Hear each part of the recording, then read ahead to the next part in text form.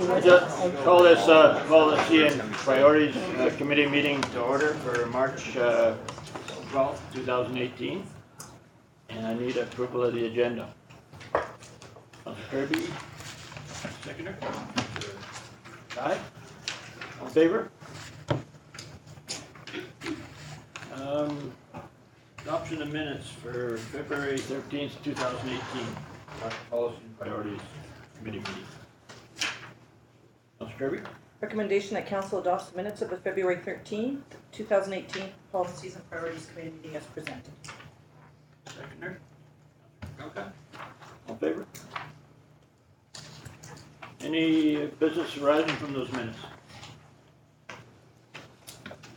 Seeing none, we'll go right to delegations, and 5.1 and 5.2 are kind of both linked. Dr. Helm and Dr. McRae, you're welcome up to the table.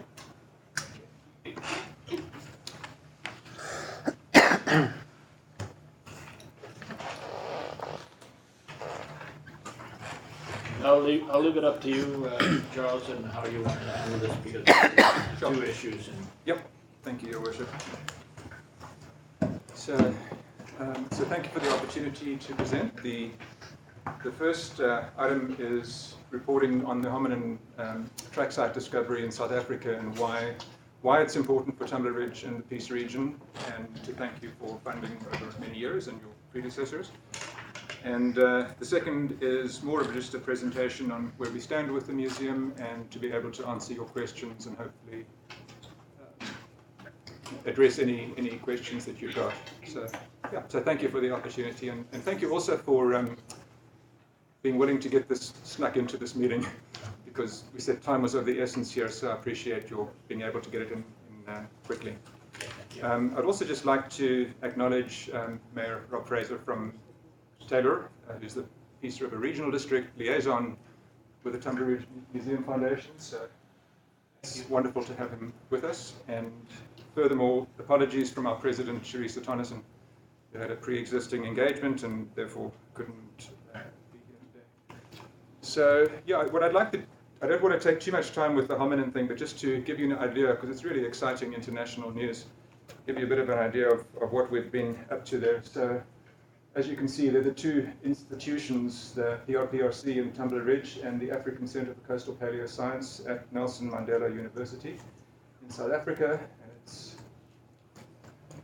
basically, we have an international team of 9 authors, 3 from Canada, 3 from the United States, and 4 from South Africa. These are some of the top people in the world. And you can just see the institutions there with, again, PRPRC on top and other international institutions that have contributed to this. You also see, second from the end of the list of authors, there is Pijan, which is Tammy. It's on our author list.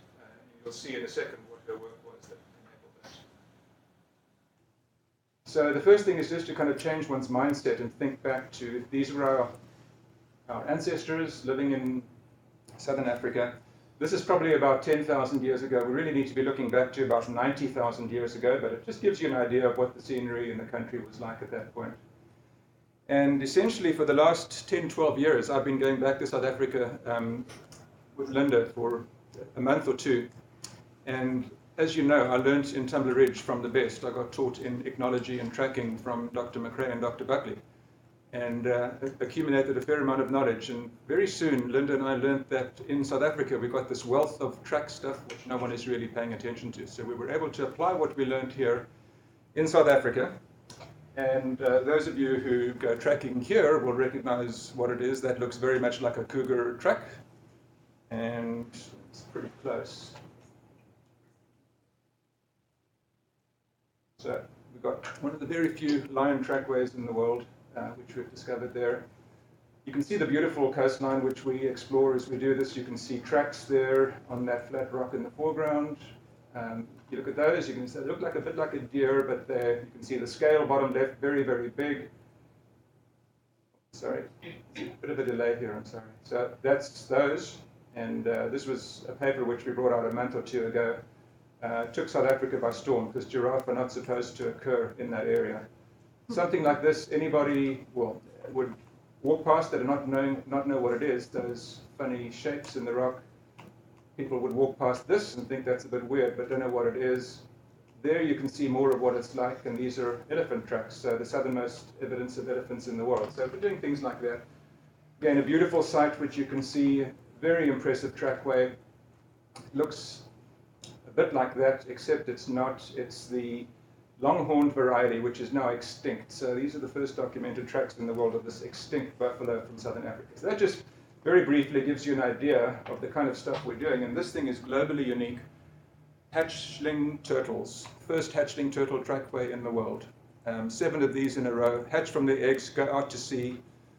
Right now you get no turtles in southern Africa. It tells us that the water had to be 26 degrees Celsius. So all sorts of climate change, environmental implications which you can derive from things like this. So it's a lot of fun. A little bit hazardous as well. So this is the kind of stuff we have to work in. Waves coming in, pounding you. Daniel in the middle there, the only one with enough courage to go into this maelstrom on the ocean, because on the ceiling are 80 tracks, which no one, I mean, these are all new discoveries. No one has documented these things before. That's just a bit of a background. So now we're getting to, so basically what Linda and I did, we walked 275 kilometers of coastline, searching every single cave, rock surface exposure, and we've got over 100 track sites, just to give you the background. So at the far end of the beach there, the clicker, sorry, doesn't, the pointer doesn't work when you point it at the screen, so I can't do that. But at the far end of the beach, about a half a kilometer from here, that's where we're looking at. And this is a cave. Where is Linda? Linda actually made the discovery. Came back to myself and my colleague and said, I think there's something up there that might interest you. Typical Linda understatement. So that's the cave. This is the moment, the day of discovery. That's our colleague there in South Africa. This is looking into the cave. This is what it looks like when you're in the cave looking out. And this is what Linda noticed on the ceiling.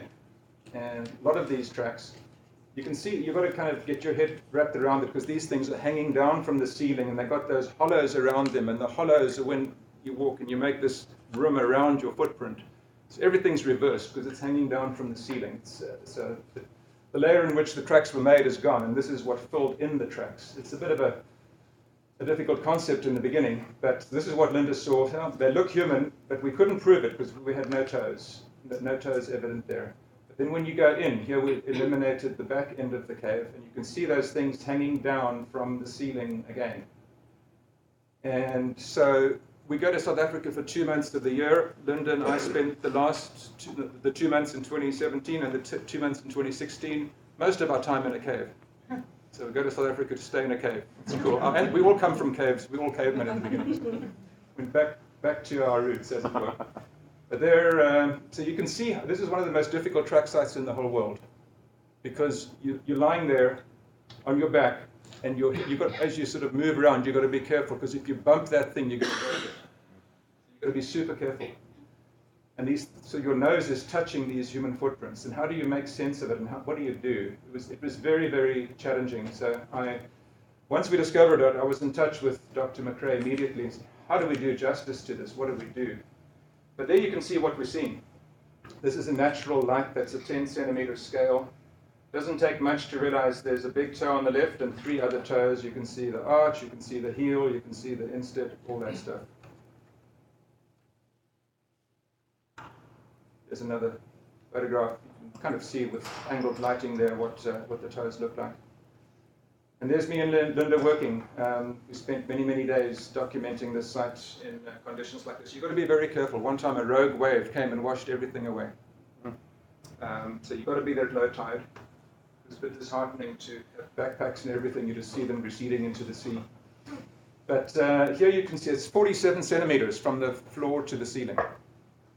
And that's the mechanism. We created this board and move the camera 1 square at a time. So we photograph the entire thing, and we get, Dr. McRae, about 1,200 photographs, I think, all in all, something like that. And then the photogrammetry happens here. But you can see it was pretty tough on your elbows and your knees and everything with that narrow confines. And so here you see the magnificent stuff. Dr. McRae, as you know, one of the top photogrammetry experts in the world, And this is the kind of thing that Dr. McRae delivered for us, that we were then able to publish in this scientific article, which was in Scientific Reports, which is a subsidiary of Nature magazine. I'm not sure how much you know about scientific magazines, but if you can get an article into the Nature group, it's very, it's prestigious. It's an achievement. So we were delighted that they accepted it for publication.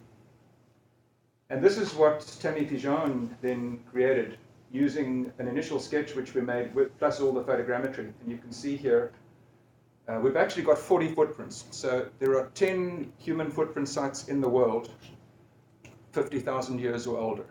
And many of them have got one print or two or three prints. Here we've got 40. And this is Tammy Pigeon's trackway map. And Dr. McRae has developed that thing there with the north arrow. So that's north, south, east, west, but those other lines that go out there, that's a rose diagram. So that's telling you that the tracks were pretty much all going in the same direction. So we've got a family group, and the different sizes of tracks. So we've got a family group.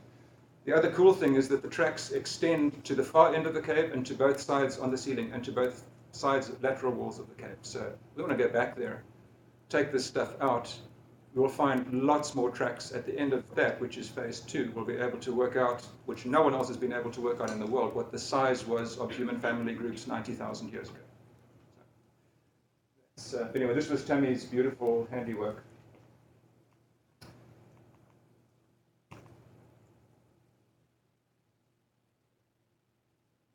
Get it from there? Oh, there we go. Okay. Just there's a delay, I'm sorry. So, at the risk of irritating some Canadians, this is Windhoek Lager, which in my opinion beats Bud and a few other things. But I'm sitting there on my front porch, on my front deck, drinking a beer, and those rocks in the far, Linda discovered a trackway on one of those rocks. So with binoculars I can drink a beer and I can look at a trackway, and I'm the only tracker in the whole world that can do this. Life is good when you're inside. So, footprints are 90,000 years old, and this is the cool thing. They were made by our great, and I'm not going to bore you here because you've got to say great 3,600 times, grandparents. It's the first evidence in the world of humans running. They were jogging down the dune. So there's a message here for everybody. We're all family. There's a message for anyone that tries to divide people and say you're different from you, and we're all the same. These are our grandparents.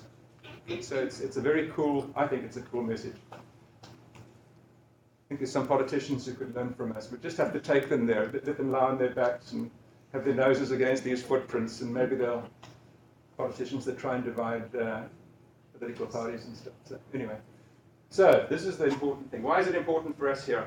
So thanks to our research center here, Tumbler Ridge and the Peace Region receive international recognition. I mean, this has gone all over the world. Scientists all over the world know about this, and they know that it's thanks to what happens here in Tumbler Ridge. There's the twinning potential, not just with academic institutions, because we can now twin with the Nelson Mandela University, and they're wanting us to do that. But this whole area which we're working in, the South Africans are trying to get this proclaimed a UNESCO World Heritage Site. Not a geopark, but a World Heritage Site. But there's the UNESCO connection with what we got here. So you can imagine, what the geopark could do with this, saying, so research that starts within Tumbler Ridge enables the creation of a World Heritage Site, UNESCO World Heritage Site, at the other end of the planet. This is exactly the sort of thing that we're all supposed to be doing. So I'd love to see the geopark market and celebrate this. We're actually giving, Dr. McRae and I are giving a similar presentation to the regional district on the 12th of April. And I'm saying, wouldn't it be cool if someone from the geopark can come with us and tell us how they celebrate and market this to the rest of the world? And when we actually go to regional district as a united group. And that's what I'd like to see. This creates a huge opportunity for collaboration. And then there's the thing that human tracks are very rare, and Dr. McRae will kill me for saying this, but not everybody gets turned on by dinosaur tracks. There are some people, I could take people down to the Wolverine site, and some people prefer looking at little plant fossils, and they've got these footprints here. They want to just look at the leaves. That's fine. But just about everybody on the planet is interested, because we are humans, everyone is interested in human tracks.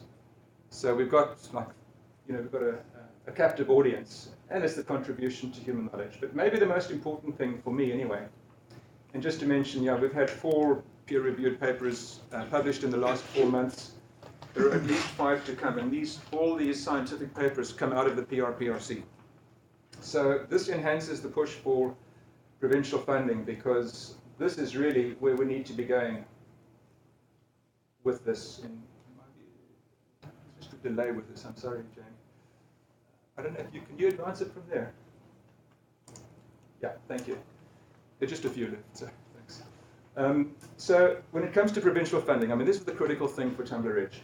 And I think all of us, and Your Worship, you and I have discussed this, all of us can learn from our previous experiences and say, we tried once, didn't work out, how do we make it better, how do we correct this for next time?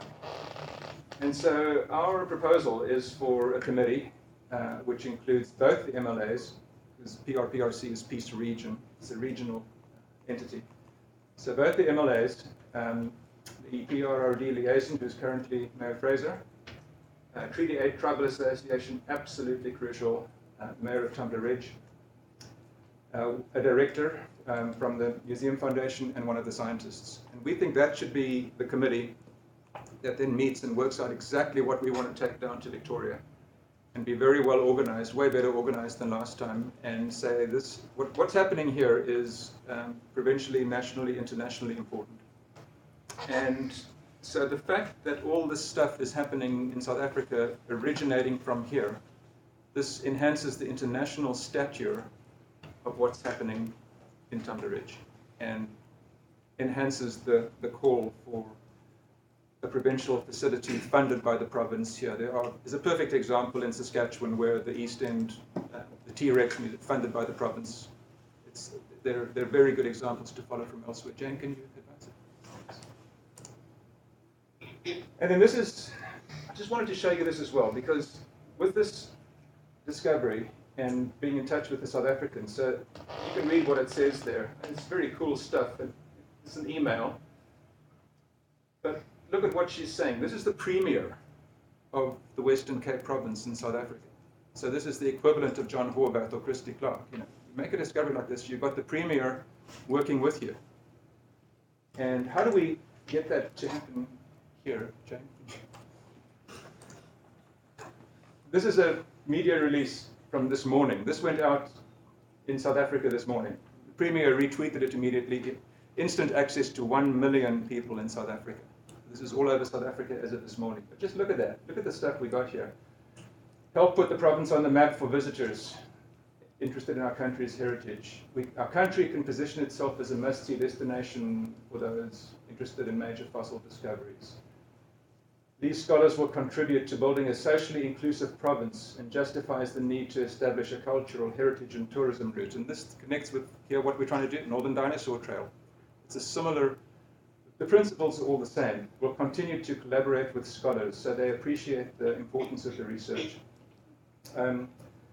Economic, at the bottom there, set ourselves the goal of boosting jobs and growth through heritage tourism. This site will now, no doubt, become one of the treasures in our heritage chest. So, I look at that and I see South Africa is a poor third world country without much in the way of financial resources or anything, but just the way, to me it just strengthens how we've got to go to the provincial government. And so when we've got the only Tyrannosaur trackways in the world, we need our Premier saying similar stuff to what's happening. And that's our job as a group, in my view. So once again, there are our local institutions, and I'm not just thanking you for the opportunity to present here, but it's not your funding directly that allowed this to happen, because my air tickets we pay for them ourselves. There's no expense here, but it happened because of many years of financial support from the district here, which eventually then the regional district came on board. The Dalglish Foundation came on board, and actually, as Dr. McRae will explain, it's their equipment that enabled the photogrammetry work to be done. And so ultimately, it's been a big collaborative thing, and your role and the role of previous councils has been absolutely integral. Couldn't have happened without that. So, Dr. McRae and I wanted to come, in addition to showing you the cool slides, but just to say thank you all that support over the years. Did you want to just say anything about the photogrammetry? Or? Well, Dr. Helm's right. The equipment that we used to do this research was already something that we had from the Dalglish Foundation. They gave us $200,000 to conduct research. And that's what we used to apply to the Six Peaks track site. But there was an awful lot of equipment that we purchased. It wasn't just for the time that we stayed in the field. I mean, we picked up a vehicle, a trailer, an Argo. I like the Argo, and also a pretty damn good computer that can handle a lot of high resolution images and stitch them together to make a 3D model. And really, to do this model, I'm not sure that you could ever get a laser scanner into that space. It would be too risky with the rogue wave. So all that Dr. Helm had to risk. And incidentally, he did tell you that he did sacrifice a new camera on the last trip, because this is the nature of it. It's an intertidal zone, and in the cave where Daniel was playing, I think that's where it got lost. But you do risk, your person, your body, and also your equipment when you go into these places. And taking a camera into these places is the most efficient way to do it, and it's likely the only way that you could do it. And we're able to do what is essentially a plan view by stitching all those photos together into one comprehensive model, which can then be 3D printed and recreated on any scale you want. But 1-to-1 is likely going to be the best. So. Charles, Dr. Helm, I should say, he brought this to our attention a long time ago, and some of the people in this town, Kevin Sharman's another one. These guys, they go out into these places, and they're kind of like your cat. It brings back a mouse or a bird for you, as a present. Here's this thing that I found, and here's this gift, and it's kind of like that, except a lot more valuable. And for us, sometimes it's a tough thing just for us to keep up to them, because they keep bringing in all this stuff. And Charles found some more stuff in South Africa, and it started adding up. I mean, he's now written 4 fairly major scientific papers, and like he says, there's 5 more to come. This is fantastic. It's like having another staff member. So I'm very impressed, and I think this is all the right direction for this to go. And the international. I guess some of our potential for collaboration and advertisement and marketing is much bigger than just what we do here in this small town within the boundaries that we have. It's making these connections outside that are really going to lift everything up. So, very impressed. Thank you for that. Every time you come in here and give a presentation, it's pretty exciting. When you see that stuff, and I'm one of the guys that likes to see the human footprint more than a dinosaur. I'm not taking anything away from dinosaurs, but that does. When I first saw it, I thought this is really interesting. And thank you very much for coming and giving us that. One thing you did mention there is that we've got to learn from our mistakes, and we've been working hard. You've been working hard, and we've been working, and we have made some mistakes in the past. I think we got to learn from them. I like your idea of sending a group to the province and saying, look at what you got up there. You've got enough stuff that we're gonna attract some attention, and this should be provincial funding. And I think at one point we were really close to that at one time, but now new government, we got to start all over again. And I'm with you on being part of that group and going there and seeing what we can do. Thank you very much for this. Does anybody on council have any questions on this part? Councilor Kirby. Thank you, Your Worship. Mentioning the committee that you put up on the slide tonight, Charles, it looks quite similar to the committee that was proposed when we did the visioning session back earlier this year, with maybe there was a geopark director, a lawyer, and an industry head. So back when it was proposed earlier, why wasn't TRMF getting on board with it then? No one told us about that. Well, I think it was brought up that a good direction to go would be, the word was amalgamation back there, but was trying to form something that would be stronger going to the province with. And that was a direct suggestion, was to form a group like that. And you've almost got it exactly the way it was stated with, so we've actually been supportive of that for a year now. You're taking the wind out of my sails here. Telling me that wasn't my idea. No, I wasn't aware of any suggestion. That's never been brought to my attention that there was that idea of a committee. That was just the basics of the committee. Those are the essential ones. Absolutely, if they're. I hadn't actually thought of a lawyer. It's an interesting idea. And industry and Geopark. It's all possible. One has to be. You don't want to go with 30 people. You have to set a limit, an upper limit, obviously. But it's the principle that counts. We need a concerted regional approach, and because the other thing one hears is that with the current government there might be a lot of interest in getting a toehold in the north and showing that they're doing something for the north, because there's a perception that they're lower mainland based by some people. So it might be it might be a good time to give them something that they can't refuse. Yeah, when we were down at UBCM, they're very impressed with what's going on, and a lot of them didn't know anything about what's happening on the ridge. So I think the time's right to get down there, and you never know what's going to happen in the next election. So I think we should get down there and pursue that, see what we can do. Did everybody else? We're going to get into some more of the museum work where they're going. So, do we want to get started on that? Yeah. Okay. Thank you, Your Worship. So, what I'd like to do is just lay some ideas out of where we're heading, things we're doing. I've been appointed by the museum board as the communication with council at events like this.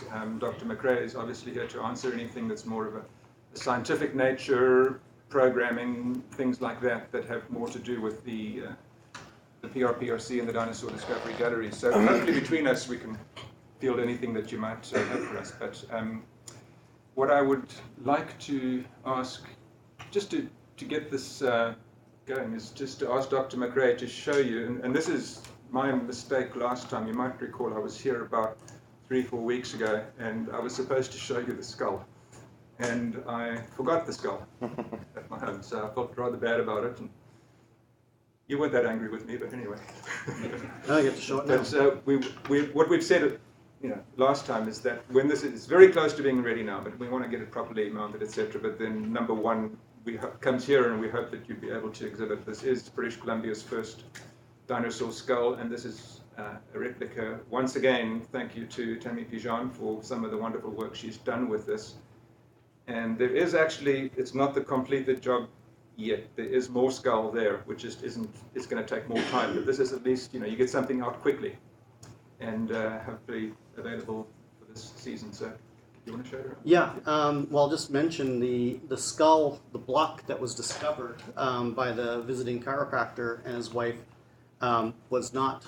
did not look like this. Essentially, it was a rock with a void. All the bone had been removed or eroded. But when I looked at it, I thought, we could easily pour some silicone, easily. I say things easily, and then I leave Tammy to take care of it. She makes me look good because I say impossible things, and she seems to somehow always do them.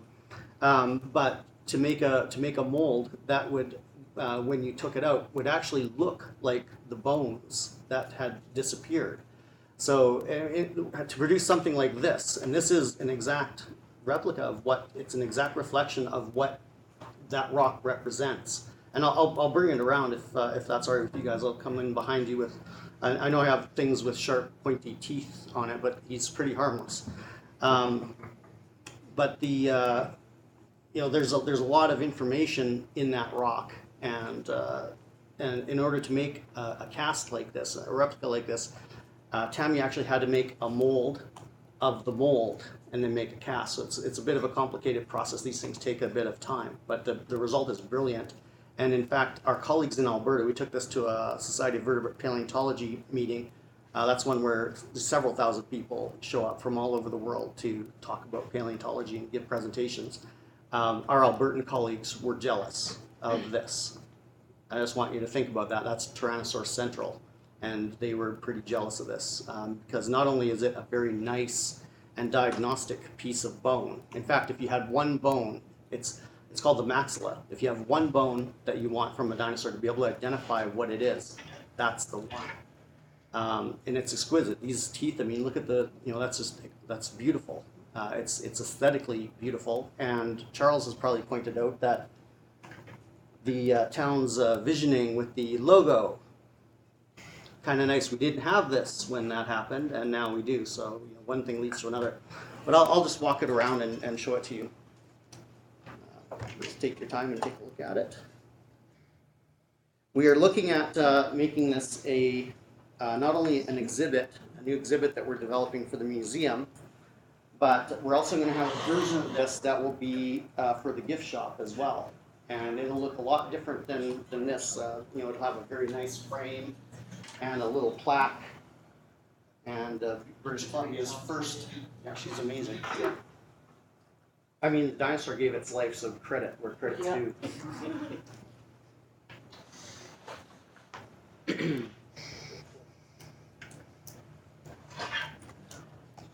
story behind this of how it was found was pretty unique too, I think.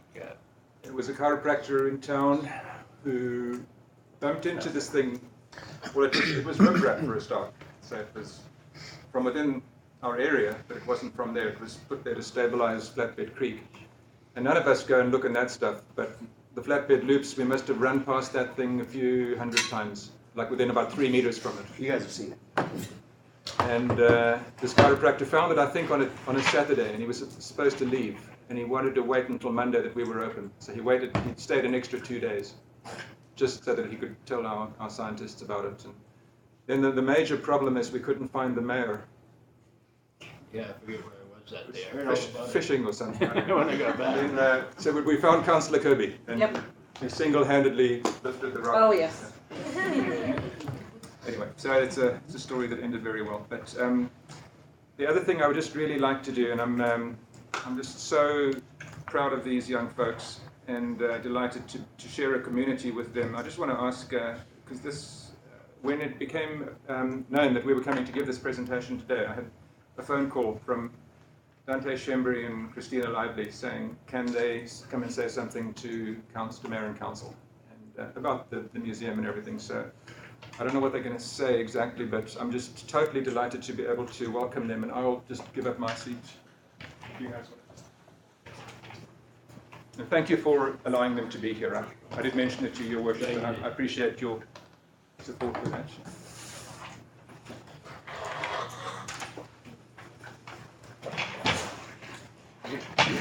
Hi. Hi, and council. I know many of you on council are business people. I'm here today to talk about the museum, and I want to include how it affected employment in Tumbler Ridge.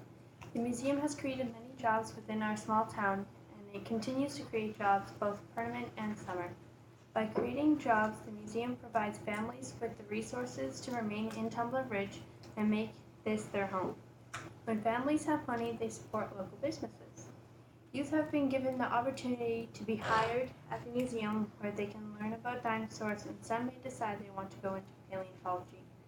Visiting our museum creates experiences that some people may never get again in their lifetime. Tammy has been bringing in people to watch and experience casting and other lab technician jobs. If you didn't grow up in Tumbler Ridge, you may not know that our town offers limited work experiences, internships, and apprenticeships for our youth. So having as many opportunities as possible for our youth is an important thing the museum adds to our town. The museum started the Geopark, which then branched off and has now started careers within our community. This opening of the Geopark has led to more tourism in Tumbler Ridge. Tourism is one of the 2 industries in Tumbler Ridge since the mine has shut down. We focus on tourism, yet it seems the town's leaders voted against funding of one of our main tourist attractions. If we don't believe in our museum and research center, then who will? We've worked to build tourism in Tumbler Ridge, and it seems strange to me that we would allow the museum to go by the way of the dinosaur. The town is like a building, and our industries, mining, tourism, wind, oil, and gas, are our foundation. For the sake of our town, we need to put aside our disagreements and varying points of view and our personal feelings about dinosaurs and just move forward with the best interest of Tumbler Ridge in mind. We need to plan for the future, and not just 1 year from now, but the next generation in our town, for my children and their children. The museum is a heritage that we could be proud to leave them. Our town has come close to becoming a ghost town before, and I believe that if the town doesn't fund the museum, we will open ourselves to the possibility of that again.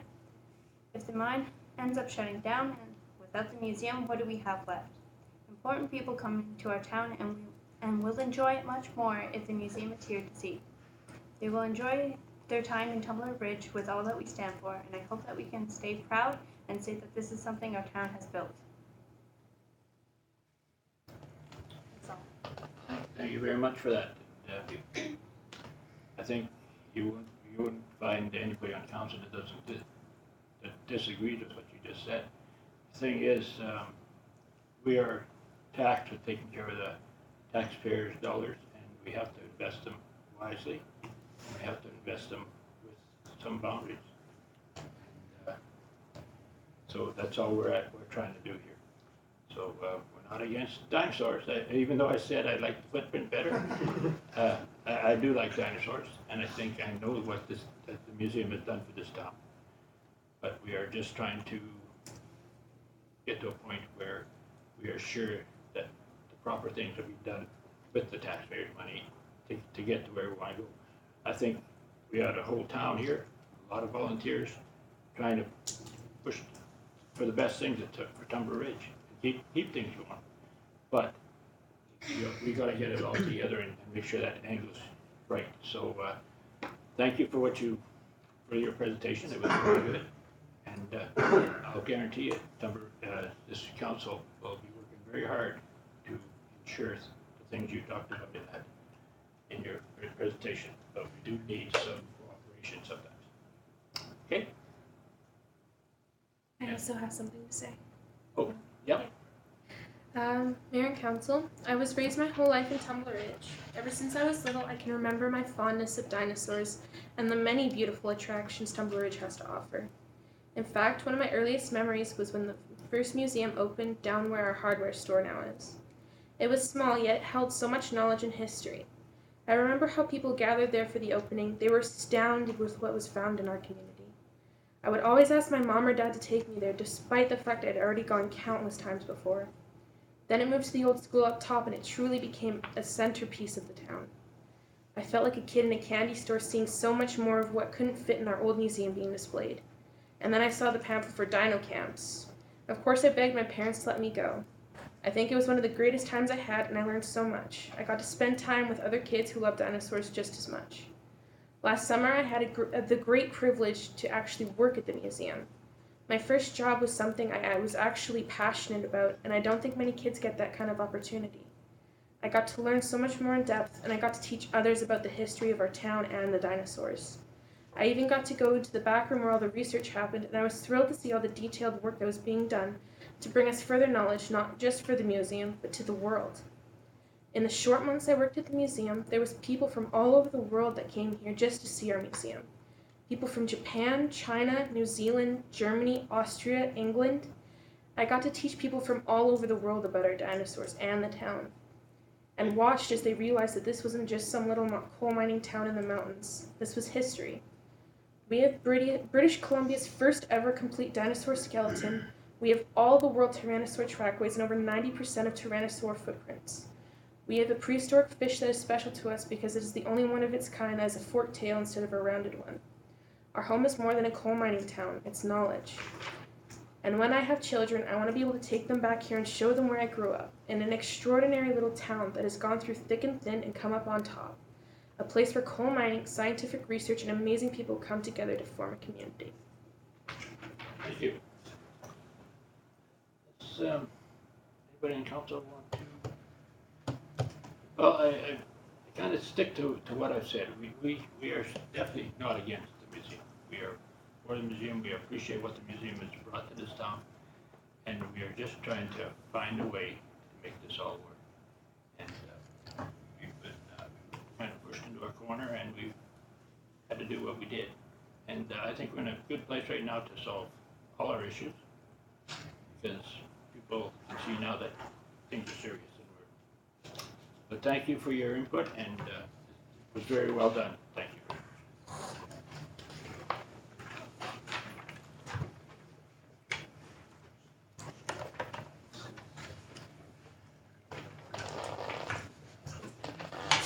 Thank you, Your Worship. So first of all, I thought the appropriate thing to do was just to review what the Museum Foundation had a special meeting the day after your meeting of last Monday. And just very briefly, there were 4 action items. One was to try and stretch funding as far as possible and to find alternative sources of funding. Second thing was to explore all options for future survival. The third thing, as you know, was notices of termination given to all staff. We currently just have enough funding in order to meet our obligations with Canadian labour regulations. And the fourth thing was to keep the door open with the District of Tumbler Ridge, as I think you called me the very morning after your meeting just to chat. And, there seemed to be the sense that things were not irreversible, and I did appreciate your call. And I think that's part of the reason, well, we were coming to talk about the Humberton Trackway anyway, but part of the reason why we're here today is just to maybe explore those options. So we've already covered the issue of the need to go to the provincial government. I know the MOU is an important thing for Mayor and Council, and with the, just for gallery, etc., this is an MOU between the Museum Foundation, PRPRC, and the Tumbler Ridge UNESCO Global Geopark Society.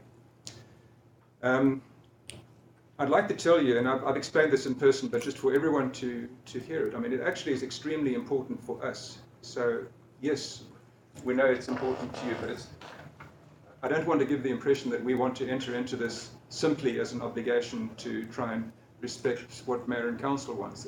We want to do it because it's a good idea. And the reason it's a good idea, there are many reasons, because we've got these MOUs recently with Treaty 8, Tribal Association, with Philip J. Curry Museum. We're very accustomed to doing MOUs. But this is a particularly important one, because when you talk to people that might want to fund either the museum or the geopark, many of them are confused. Are we not just supporting the same thing? Why is this group coming, and why is this group coming? The impression can be given of duplication and funding sources, because there's only so much funding in the region and the province. And so it's very important, we think, that an MOU doesn't just focus, as most MOUs do, on, well, here are our common goals, we're going to work together for this. That's a typical MOU. But we think that the important thing to include in this MOU is to make it absolutely clear the major differences between the two organizations. They're completely different. The one is research orientated, the one follows Canadian Museums Association ethical guidelines. Geopark reports to the Global Geoparks Network. Geopark is within a boundary here and then works with geoparks elsewhere in the world. The museum, the world, as you can see, is our oyster. So they're so different. So we need to somehow, in an MOU, and then you can use the MOU when you do your funding proposals. Or you could go together to ask for funding and say, here's why we're asking for this and this. Here's why we're different. Here's why you need to fund both of us. So this is the kind of collaboration which I think needs to happen. And so the MOU doesn't just have commonalities, you actually celebrate the differences. You don't just mention them and hope no one sees them. You actually put them out there front and center, because you've got to celebrate this. So, I mean, the things we want to see there, I mean, respectful, open, bilateral communication. Communication can't be one way. It's got to be both ways. And with communication goes cooperation. Absolutely essential, as I said, that there are limited financial resources, and typically the two organizations might be going to similar sources, and so there can be no duplication of the product. And again, once communication is open, and cooperation is open, there's no potential for duplication because you're talking about everything. So duplication out, and I mean, my own opinion is where duplication exists when it's trying to remove it. Because duplication is not just a one-off thing. It's a recurring financial expenditure year after year, or it often is. So we've got to just work on things and say, well, are we overlapping? Because my vision is, here is Geopark, here is museum, so different, little tiny area in the middle of overlap. And that's what you've got to focus on, to try and avoid the duplication. Because there is a potential there for duplication. And that's where you've got to remove that potential by communicating and cooperating and agreeing. So, I mean, I think these things are really self-evident. And for me, the foundation, and I think for our museum board, the foundation is what the UNESCO Global Geoparks Network wants. So I've mentioned this to you before, Your Worship, and to Council, but I haven't actually given any detail of it. But the Global Geoparks Network, UNESCO, made 14 recommendations for revalidation. And this is the second of them. It says, set up a well-organized and efficient geopark management organization and clarify the relationship with especially the Peace Region Paleontology Research Center / Dinosaur Discovery Gallery.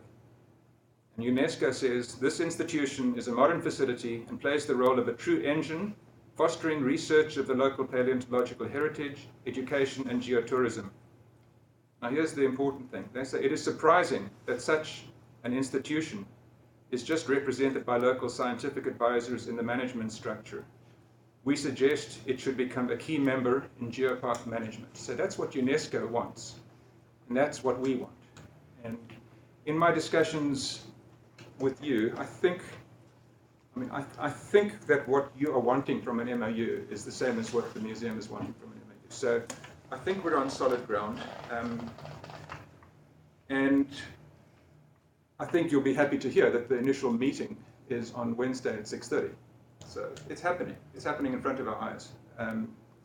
And I'm sorry it hasn't happened sooner myself. I wish that this could have happened a long time ago, but we're stuck with the fact that it's happening on Wednesday, and that's reality. The other thing maybe just to mention is that Dr. McRae and myself, we're two of the founders of the Museum Foundation 16 years ago. We're founders of the PRPRC 15 years ago, and we're the founders of the Geopark 5 years ago. In fact, if you really want to know how long I've been here, I was one of the founders of the Wolverine Nordic and Mountain Society 26 years ago. And it's actually quite unusual to have the founders still present.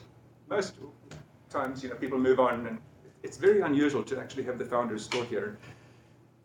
I just want to say that there are many reasons to found these things, but probably the main thing for us was to unite the community, to give diversification opportunity to Tumbler Ridge when it was failing, and it was, as our young ladies have said, going the way of the dinosaurs, becoming a ghost town. So to give hope and to give opportunity. And that's always been our vision. And so there has been frustration in the last year or two, because it really has seemed that the closer we get to what we want to do, the more division there is. And it's the first time, in 25, 26 years that I've encountered this kind of division. And to me, it's poison. It poisons the community, and we all just have to get away from that. I can assure you from the museum side, look, we've had lots and lots of good directors in the past, but I think it's the best board that I've ever seen for the Museum Foundation, the current board of directors. And it's the best staff we've ever had. And they're very united in what we're trying to do. And so the assurance that I want to give you is that everybody on our museum board is a collaborator and a cooperator wanting to work with other groups, every single one of us, and that applies to every single one of our staff.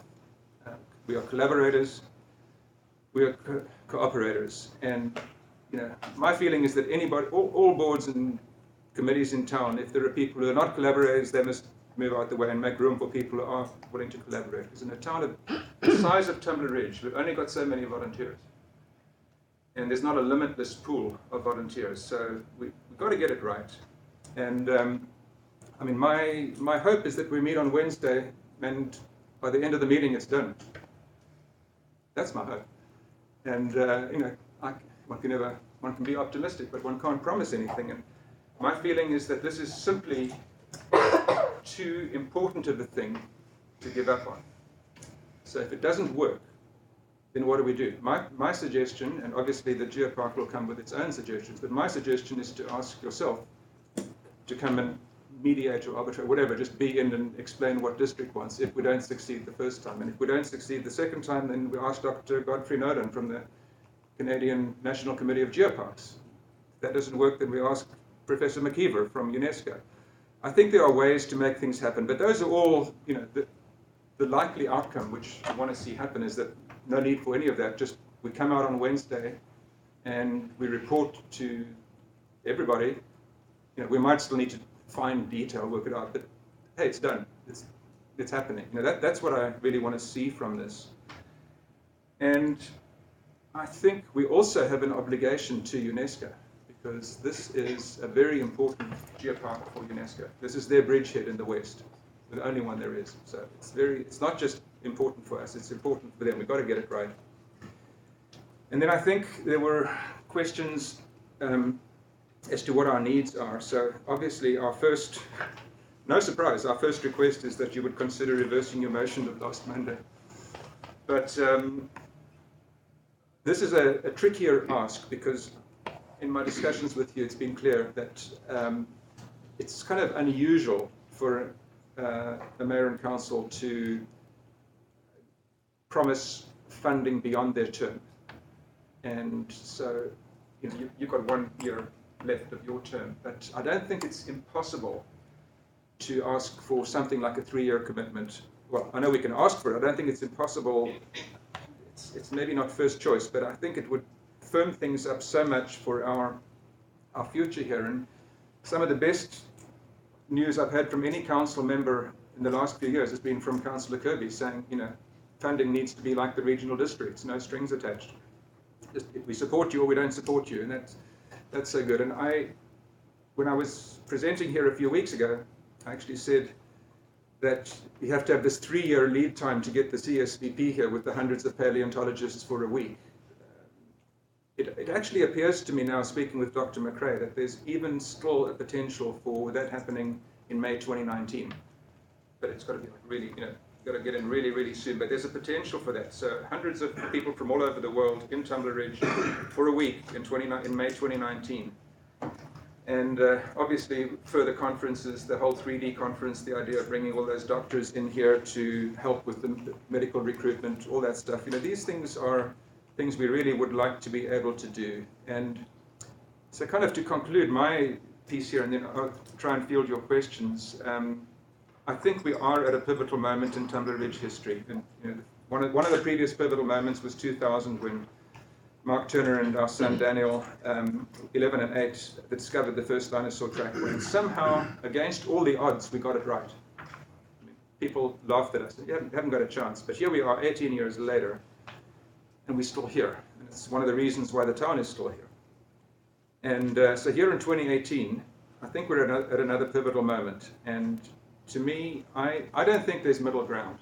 I think there are two very stark options here. And number one, everybody agrees to work together and collaborate. You consider reversing your decision. We succeed in everything that we're trying to do. And you get in this positive, vicious cycle of good news and people working together. As an example, going to the regional district together.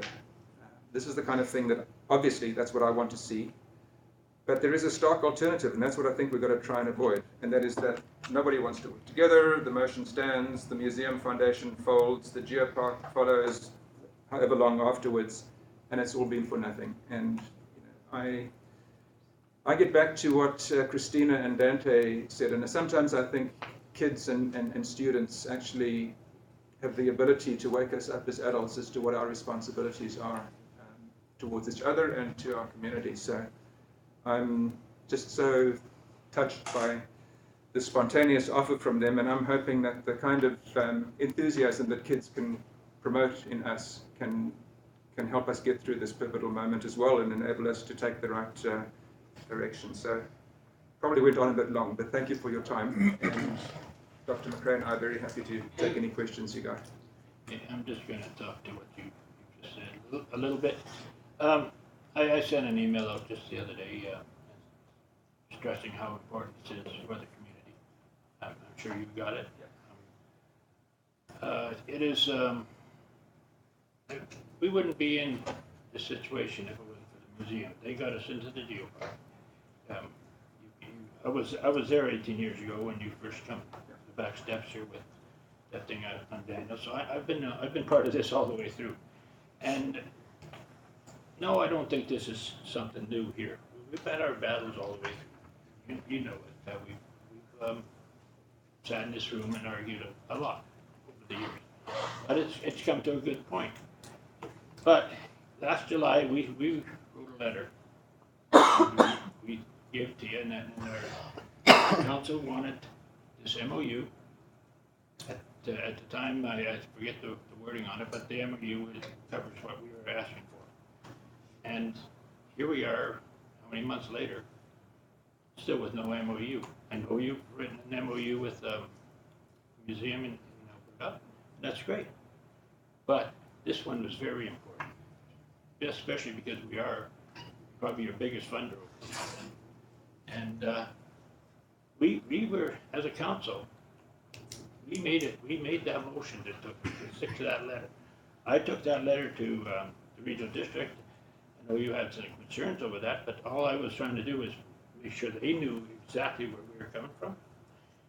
And that we just expected, because you'd polled, I know you said you haven't, but you'd polled support for the Geopark, scientific support for the Geopark.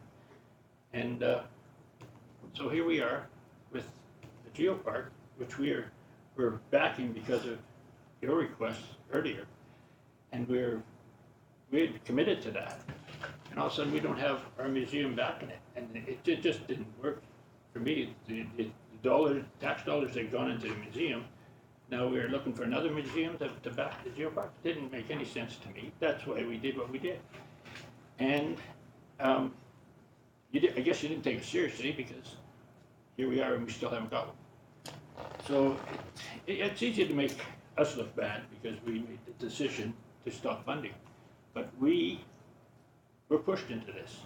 None of us, this council wanted to do what we did, but we have done it, and it's not going to be reversed until we have that MOU.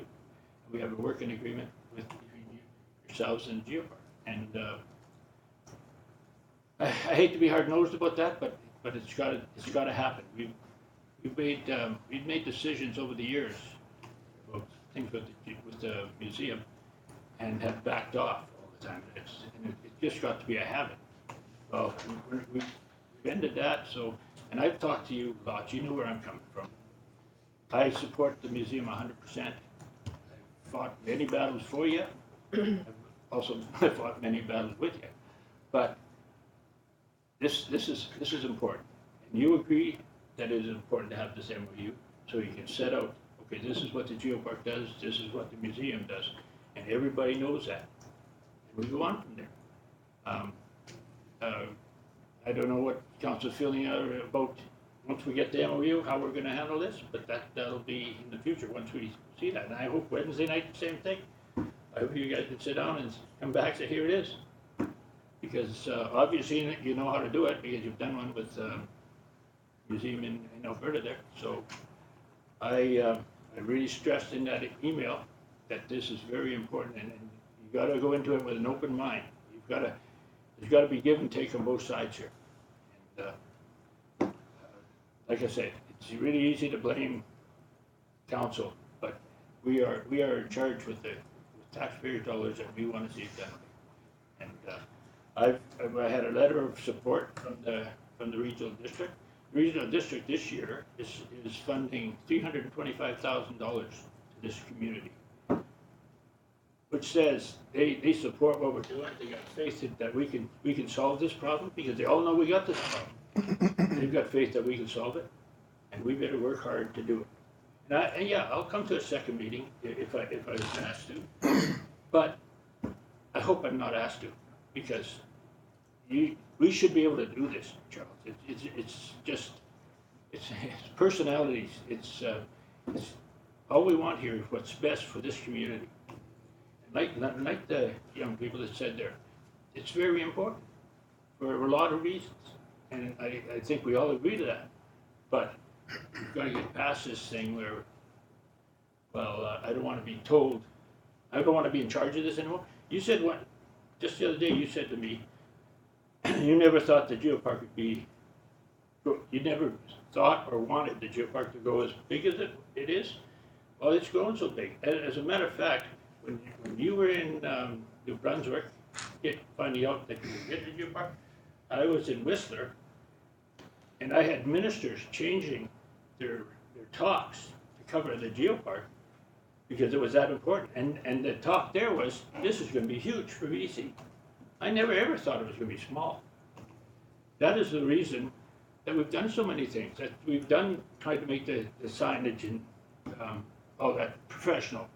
And I know it was a disagreement sometimes with the museum, especially, but we have tried our, can't say it here, but we've tried very hard to get to a point, and we're in a position. I think we're in a good position now. I think for all of us, we're in a good position because we got to do something here to make this work. So let's get together and do it. So, thank you, Your Worship. Just in response, I hope that there's no need even for give and take. I mean, if you can just come together and agree on something, no one needs to give and no one needs to take. So that's what I'm hoping happens on Wednesday. You know, it's frustrated me too that things have taken longer than they should have. We do have a liaison, Councillor Kirby, who will, I'm sure, have informed you that at the first opportunity after our AGM, we started working on this. And it does take two groups to meet. It's not just one group that has to meet. You can't set the agenda and just have it happen right away. But the one thing I just want to be very clear about, because you know I've tried my utmost to explain this to Mayor and Council, that the museum has never withdrawn scientific support from the Geopark. That has not happened. It's just the opposite, that the museum has repeatedly asked to follow the Global Geoparks Network recommendation for how the PRPRC functions on the Geopark board. And that's, I mean, it's all in here. I'm not going to get in an argument. No, but I don't want to. Charles, just, but I did address that at one of your meetings. And, yes, we did. But no, we have never withdrawn scientific. The support is there as it has always been. And that's good. That's good. I promise you that. Yeah. Okay. Thank you. Anybody else on council got any questions? Councilor. Yeah, I'll just throw some out here. Yeah, so when we hear back from Councillor, Kirby. Thank you, Councilor Hall, for remembering me. Yeah, well, I didn't want to say Councillor Joanne, so. And the mayor, and they come back and they bring back information like this, right, where they say, you know, the museum is no longer supporting the Geopark.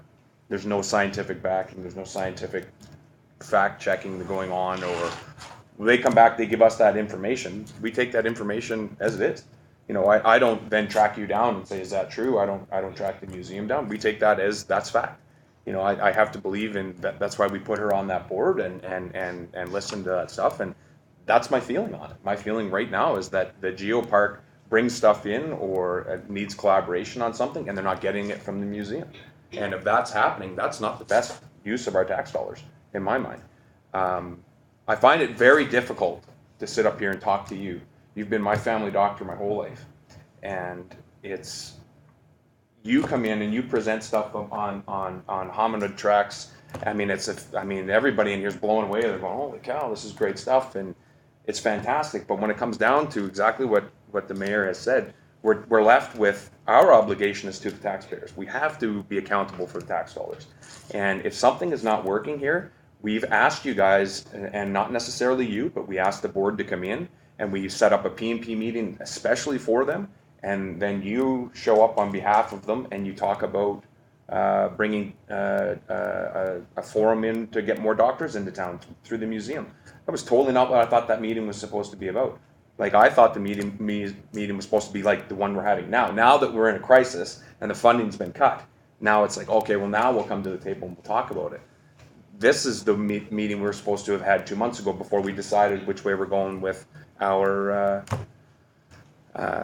budget this year, you know, and some of the things that I sat in on some of the meetings with Joanne there is like, you know, they talk about they've changed rules within the BC government to allow paleontologists now to have protected spaces. And I mean, I don't know how all that stuff works, but at the end of the day, we need to find a way, in my mind, to wean ourselves off of the constant funding and having these problems and tying up time. Our staff in here spend so much time for the museum and so much time for the Geopark. And yeah, that's important that we're working on tourism, and that's one aspect of what we're doing at Tumbler Ridge. But to me, it just overshadows everything all the time. It's always about the museum, the Geopark, and so much staff time go into it. And what I want to see is just get this thing figured out so that we can move forward on it.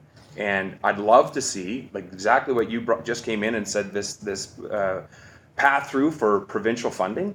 I mean, perfect. Like, let us get on board. I mean, I'm sure every one of us would love to do that. And I have no problem funding the museum. I'd like to see the funding done a little differently than the way it's done. I'd actually like to see more money given into the research is what I'd like to see. I'd like to see people just like the doctor who comes to town and finds a skull, and Dr. McRae is able to go down and do whatever he has to do to validate what he's found, and then to be able to charge for his time to be able to do that. I don't understand that side of it, and I'm glad Mr. McRae is here tonight to try to fill us in on a little bit of that. And I don't understand why you guys can't generate any money from that. You said here last meeting there's an ethical reason behind it, and I'm all ears for that. I mean, I totally do not understand your profession or what you do or the ethical reasons behind it, but I need to hear the argument on it. Sure, I think I know what you're talking about. Fact is that and it's not a professional aspect as a paleontologist. I could contract out to other places. Problem is the circumstance, the people that I work for is a not-for-profit. And we would lose, you know, by contracting out like that, we would actually lose our not-for-profit status. And we get so much more money from other sources. You talk about district funding and what it's done. For every dollar that the district has given us, we're always able to match it. And in some years, in fact, 2 or 3 years ago, we were able to match it not only 1-to-1, but 1-to-5. That means we raised $1 million outside of the district money. This was for, you know, the renovations that we're currently doing for the Six Peaks site, and also it was our proposal for the regional district funding. You know, so that's a better way to look at it. Is not that, you know, the district keeps putting money in year after year, but what's being done with it. You know, it's actually creating an opportunity to attract more funding into the community. Mm-hmm. You know, that to me, I'm not an economist, but that to me makes pretty good sense. No, and I can understand where you're coming from. My thought is on this though is why does the District of Tumbler Ridge have to fund the research that you're doing? They never have. No, when you go out and do something like that, when you go out to PRC or you go out to the coal mine and you map their trackways or whatever, how is that not an opportunity for you guys to make money? And I understand you're saying that you lose the not-for-profit society, but is there no pathway? Is there no way? And we have, and others have explored it. Borlex, for instance, has funded our education programs for the next 20 years. Mm-hmm. You know, that adds up to $100,000, mm-hmm. and it's a result of what we do. And they're doing it as a charitable donation. So then we don't. Is that Borlex or Pattern? Borlex. Well, It was Pattern Energy. Yeah, Pattern Energy that started it, but okay. You know, Borlex is the group that I work with. Okay. So I mean, and we had a really good give and take. This isn't commonly known. You know, we don't go crowing about it, but it is a fact that that whole MECO project was in jeopardy. They called me at the 11th hour because they had a last-minute demand for a paleontological assessment. This was not something that was on their radar at all. Okay, and it was pretty much write your own check. I could have enriched myself greatly. Believe me, you get somebody, you pray if you're a consultant that you would get a phone call like that. But I happen to be an ethical person, and one that's very sensitive about not just my reputation, but the reputation of the organization that I work for. And so they said, can you do this assessment for us? Like, can we hire you to do this? Well, we have a history, and this is documented in all the curators' reports that I've done through the years, how many of those things that I've had to turn down because of the ethics question. And what it revolves around, I'll just explain the ethics aspect of it, sure. is that in British Columbia, when we arrived here, there was no legislation protecting fossils. Right. In fact, it was not even in the heritage branch. It was nested in industry. You could actually get a mining claim, like a land claim to mine fossils. So it got completely out of there. So here I am, at that time, one of 2 or 3 paleontologists in the whole province. Coming into this place, it's like the Wild West. There's no laws governing anything that we do with fossils. No laws governing what industry does with them. No procedures.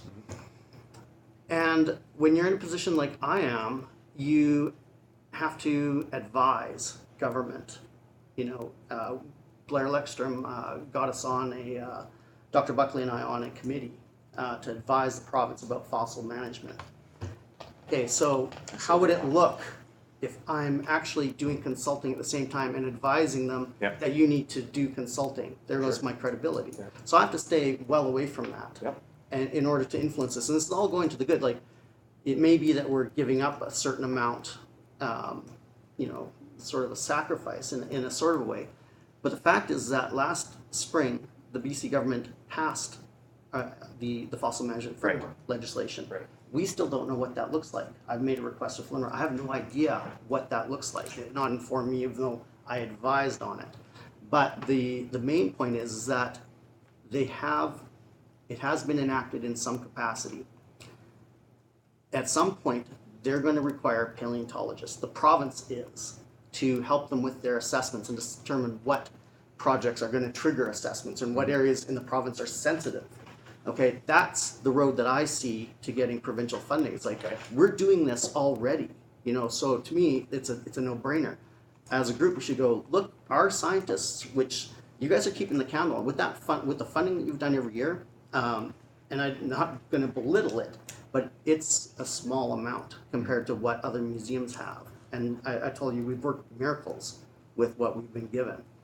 In fact, that funding has not changed since we were in that little warehouse that the young ladies had mentioned.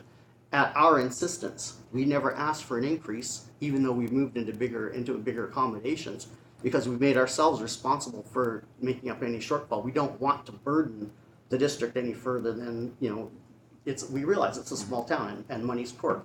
It's hard to come by. But that money, you think about it, it would be enough to pay a salary and maybe a little bit more. It's not a lot of money to work with. So we went and matched it with the regional district, and that was also thanks. I know Mayor McPherson was a yay vote in that. But you see that we're building secure district funding. Go to the regional districts, get some funding there. So both places have skin in the game. That's when you go to the province and say, look, this is important to us. We've been funding this for this many years. And it should be disproportionately funded. It shouldn't just be matching. It should actually be a lot of money coming towards a lot of the things that we'd like to see done here. And like I said, our credibility is going to count for an awful lot then. That's got a price tag on it. And that is that we can't just go and do these consulting things to directly. It sounds like a good short-term solution, but actually we're giving up a lot of potential provincial funding. That's the short answer. Not so short. And good. And I can understand where you're coming from, and I can respect what you've got. And there's no roadmap to a lot of this. I mean, coming into BC, it's been a learning experience the whole way.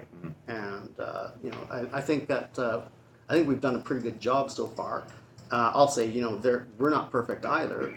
We're asked to do an awful lot. There's a huge expectation on us, and we have just diminishingly small resources to tap.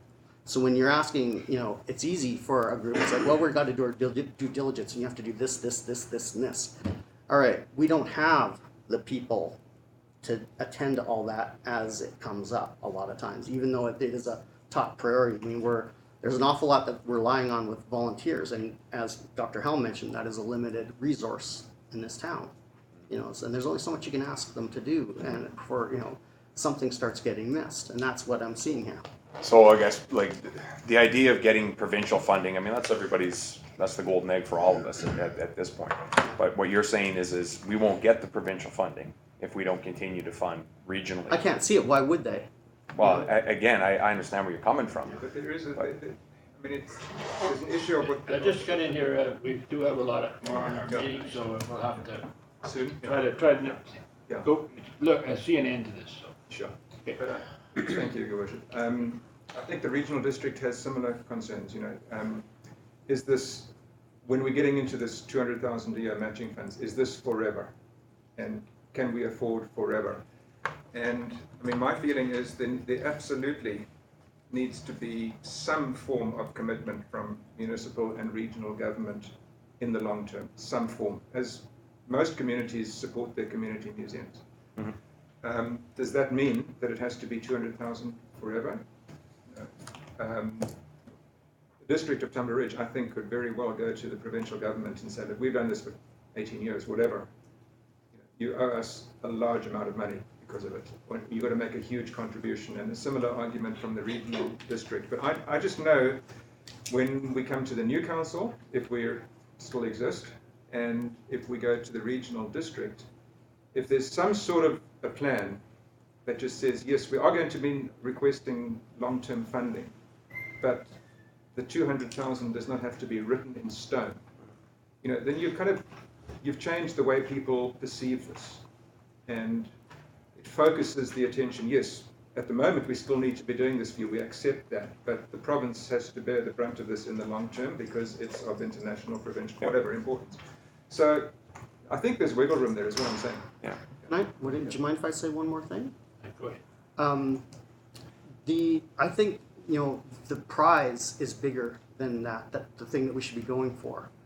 I still think, you know, we've seen this happen in Alberta.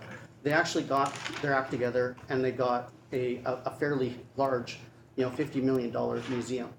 That I've never wavered from. I think that this place is the perfect place for it, you know, and I still do that, even though it's been unfairly said of me that I've given up on Tumbler Ridge. I've always pushed this. Dr. Buckley and I are going on a West Coast lecture circuit, you know, starting towards the end of this week.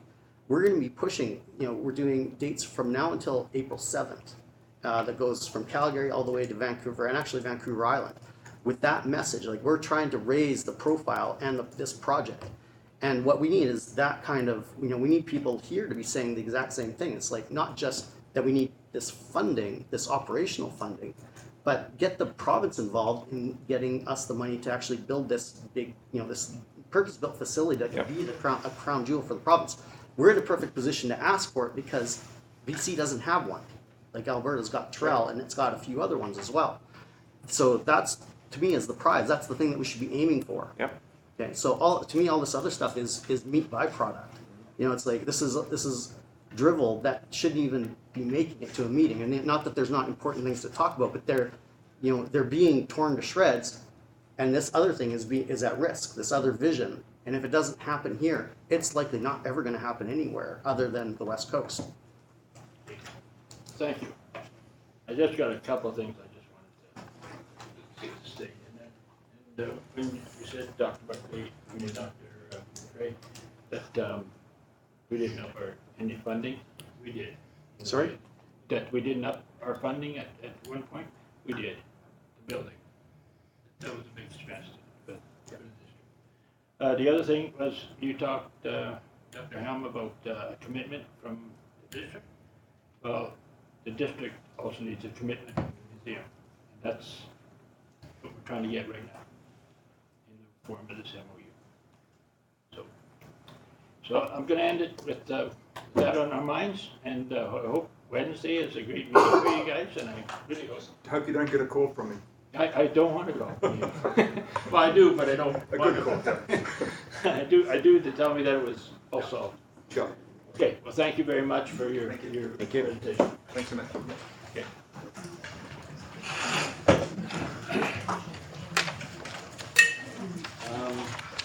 Part 3, Sarah and Roxanne, you're up. Just have a single page I'll pass around to you guys. PowerPoint today. Great enough to go all the way around the table.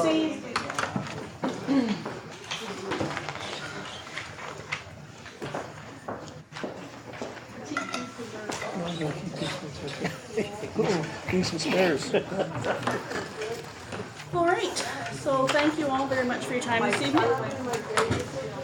Our purpose tonight is to, Can we take that outside? We've got a meeting going on. Okay, go ahead. Sorry so about that. that's all good. So thanks, I thought I could be loud enough. So thanks everybody for your time here this evening. Our purpose tonight is to update you as to where we are in our revalidation process and to talk to you about our GeoCenter project. I believe Councillor Kirby, as our liaison, has forwarded council members copies of all the paperwork that goes into UNESCO as part of our revalidation process. And if anybody hasn't received it and would like to read the news pages, please reach out to us and we'll send it your way. They're pretty comprehensive and they're all about the work that the Geopark has been engaged in since we were awarded validation or our designation in 2014. They also show the continued and ongoing support that we receive from council here, the District of Tumbler Ridge in one form or another. And I'd like to take this opportunity to thank you guys very much for that. It's really important. And now at this point, I'm going to turn it all over to Sarah. She's the one with all the timelines and stuff to inform you about all of that stuff. So in terms of timelines, I know everyone wants to know when this revalidation is going to happen. In January, I had the opportunity to attend a conference in Mexico that was paid for by the Mexican government as a Canadian geopark. So it was the first meeting of the Latin America and Caribbean Geoparks Network.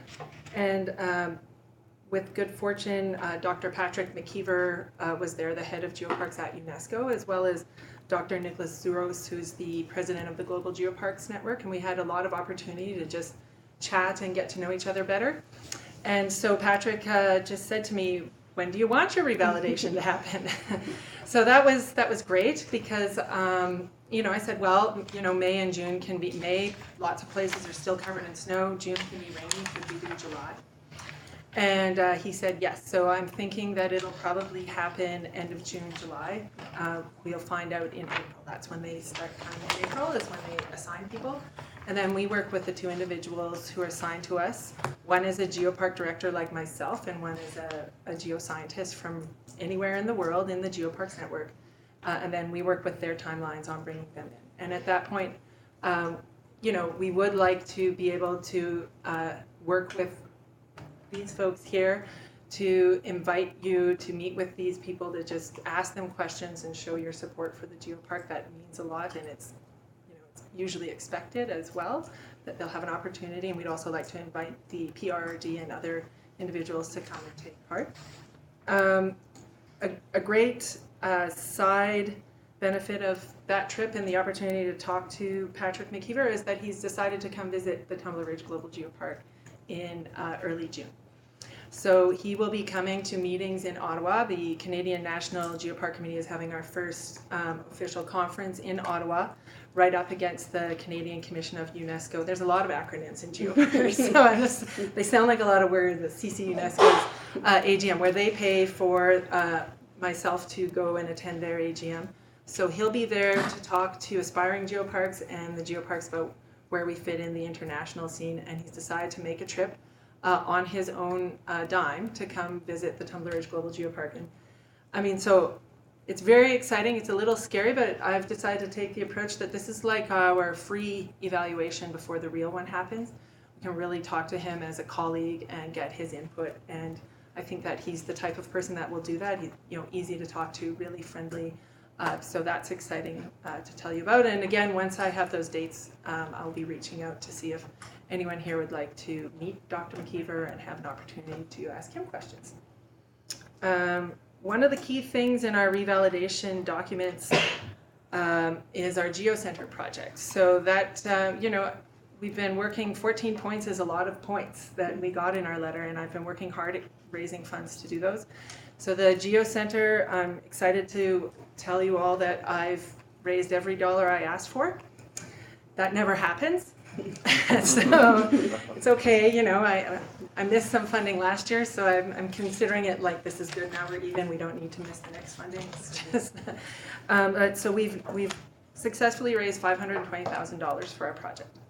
And I couldn't have done it without the 2 resolutions of support to the BC Rural Dividend Fund and the joint proposal with the district, and the resolution of support for the NDIT. And we will be doing a press release with NDIT on that this week. I'm working with NDIT right now on that, and of course the District of Tumbler Ridge is part of the partner and the in-kind for working with us and providing a place for our Geocenter to happen. And so that's the second part of why we're here today. And of course there'll be lots of opportunity for questions after, but so I just wanted to talk to you about the Geocenter, and we need to have confirmation from you guys that we have the land before we can start the project. So we officially have all of our funding in place, and we just need to work out, what the agreement's going to be or how that happens.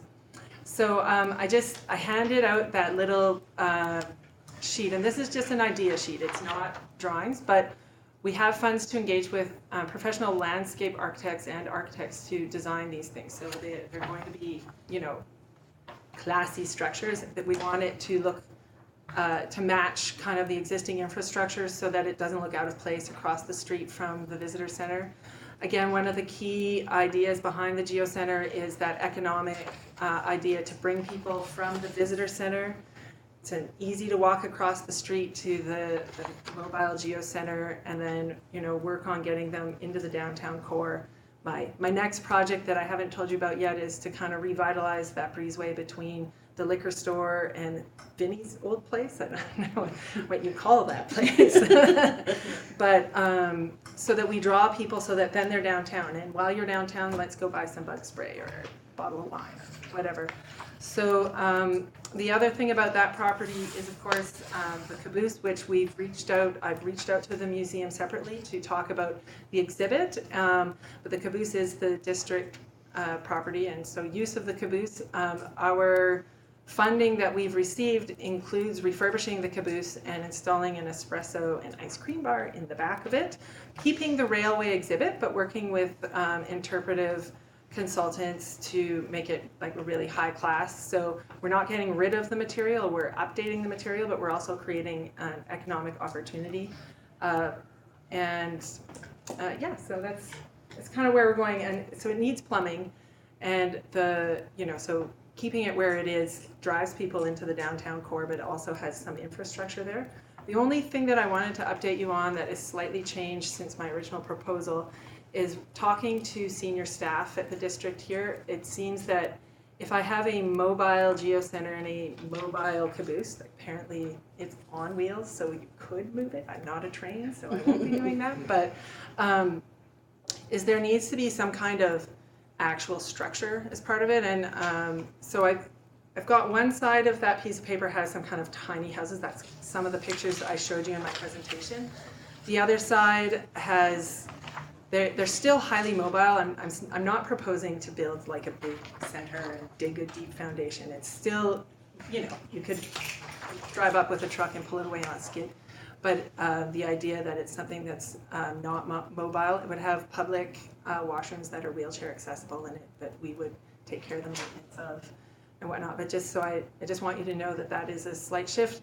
The mobile component is still there because I still believe in getting the Geocenter out to all of the region and being able to go to, science fairs and, the high on ice competition and the Chetwynd, whatever, to get the Tumbler Ridge out to the region, but also so that the region understands that we're investing in them, not just ourselves.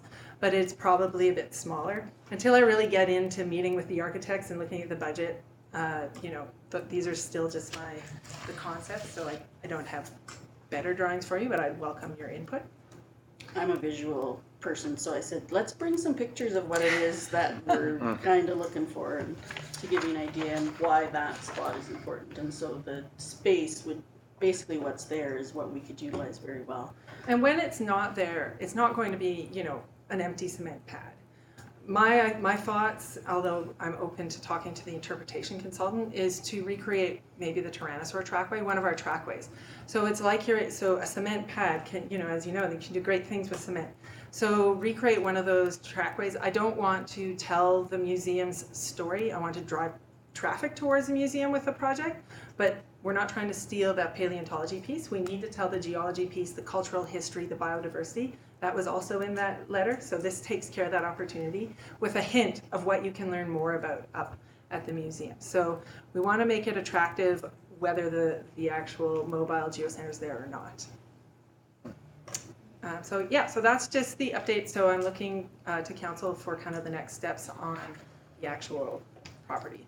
And initially, we were going to work on a lease with the District of Tumbler Ridge. Motion was passed to enter into lease arrangements on the old visitor center, but of course, the old visitor center is going to be torn down. So now we need to figure out what our agreement will be. So thank you. Okay. There might be some questions along that line. We don't usually make. Yeah, no, I understood it. It'll probably come back to another meeting. Yeah. We can discuss it. Yeah, we're pretty proud. I've had some emails there that they wanted somebody to go from our Geopark over to Peru because we are the experts on Geopark, is what they said in the email, and I thought, man, that's pretty quick to become an expert. Like the time we've been at it, but yeah, they seem to think we are, so that's good. Yeah, we're as I've emailed you, we're excited about that, and we're definitely going to see what we can do for sure. If I don't get to go to Peru, someone's going to Peru.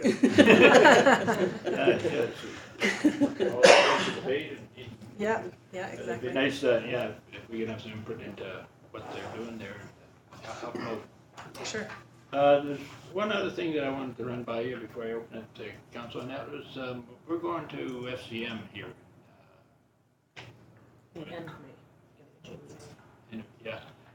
And it's in Halifax. Right. So we're pretty close to Stonehammer. So we were wondering if maybe the Geopark could set up some kind of meeting that we could have, so we could talk to them and just see what issues they've run into and just get a little round table with Stonehammer. Yeah, something like that. Yeah, for sure, and they might even be able to bring in. I know that they have representatives from their local district, whatever the district of New Brunswick, St. John, on their board, so they can probably bring some of that experience to the table as well. So I'll connect with you and we'll. Yeah, I just thought I'd start the conversation and maybe we can get Start the ball something rolling. down there. Yeah, that sounds good. Okay. Anybody else in council got any questions or comments? Thank you, Your Worship. So just on the land itself, I guess we've got, it's just basically the same piece as what the existing visitor center is on. There's no, it hasn't gotten bigger, so that's all we need to do for next agenda. The project includes some work within the community gardens and stuff, but we're not asking for any property, correct? No? Not at the community gardens. Oh, sorry, The not actual- community gardens. Like the caboose, the old visitor Right. center, the little garden bed. So landscape it so that we optimize a lack of wind and a maximize solar gain, so people can sit and have a comfortable, not windy spot, but put interpretive gardens in so that yeah. So that's why it's the ideal spot. But it's not grown, but that is the. Would that be the only site? Like this is on wheels. So that's the permanent docking area, right? And so build. Would that be the only site in your mind that this permanent docking thing could go? No. So this is where it docks, but then it goes around the whole region. Yeah, no. Oh, I see. What I'm saying is. Oh, you want another If docking that's- spot? If there was a opposition to using that site for this, could we come up with another site? So we definitely can. I think the biggest three constraints. One, timelines, of course. So we've got the project funding, we've got a timeline. We can obviously work. NDIT is way more flexible. The BC Rural Dividend Fund, we can talk to them and just see, because a new site involves some new planning, whatnot. Number two, my own thoughts were really to get that driving people to not just drive up in their cars to the visitor center and maybe get gas and drive out, but to kind of try and get them to go more into the community. So any location that we pick, I think would be great to try and drive that business downtown. The only other thing is the existing site has hookups, or power and water and sewer, and the project does involve power and water sewer. So if we were going to move the caboose, of course, that would also take money, but installing the power, water, and sewer. So I didn't raise money. I raised money I included like running lines, moving lines slightly to wherever the new layout's going to be, but assuming that the power, water, and sewer would already be on the property in roughly good places. Thank you. So just on that, when you said you had a private discussion with the museum in regards to the rail car, they're all on board? Well, we've sent a letter. I've sent a letter at their request. So I've talked to a couple of different board members and received positive feedback. And Sharisa, their chair, requested a letter. So I've sent a letter and we haven't heard it back yet. So I gave her the letter on Thursday or Friday last week. You're looking at taking control of that over? Yeah, but we're asking for representatives from the Tumblers Museum Foundation to work with us on this project. It is their exhibit, and we want to have their information in this. So we want to manage the facility, but we're not taking over their exhibit. We would. It'd be the collaboration piece would be with the museum, because they have the archives and.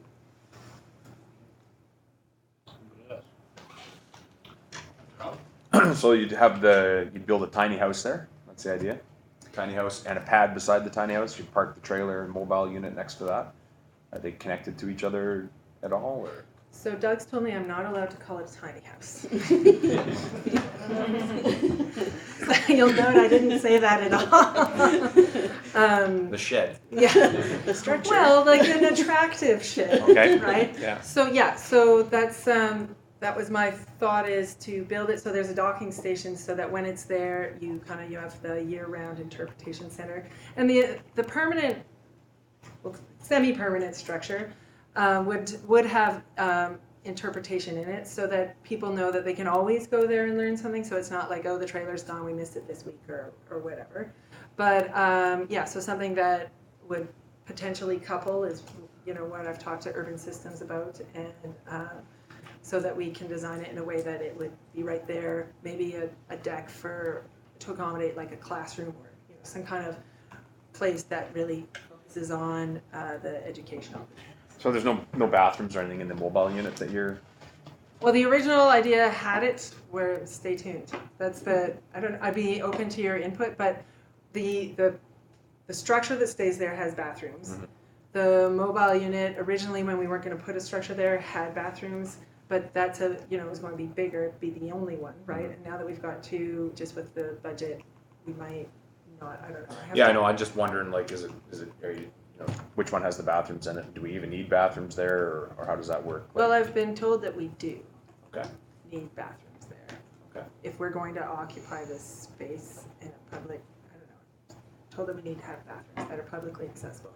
Okay.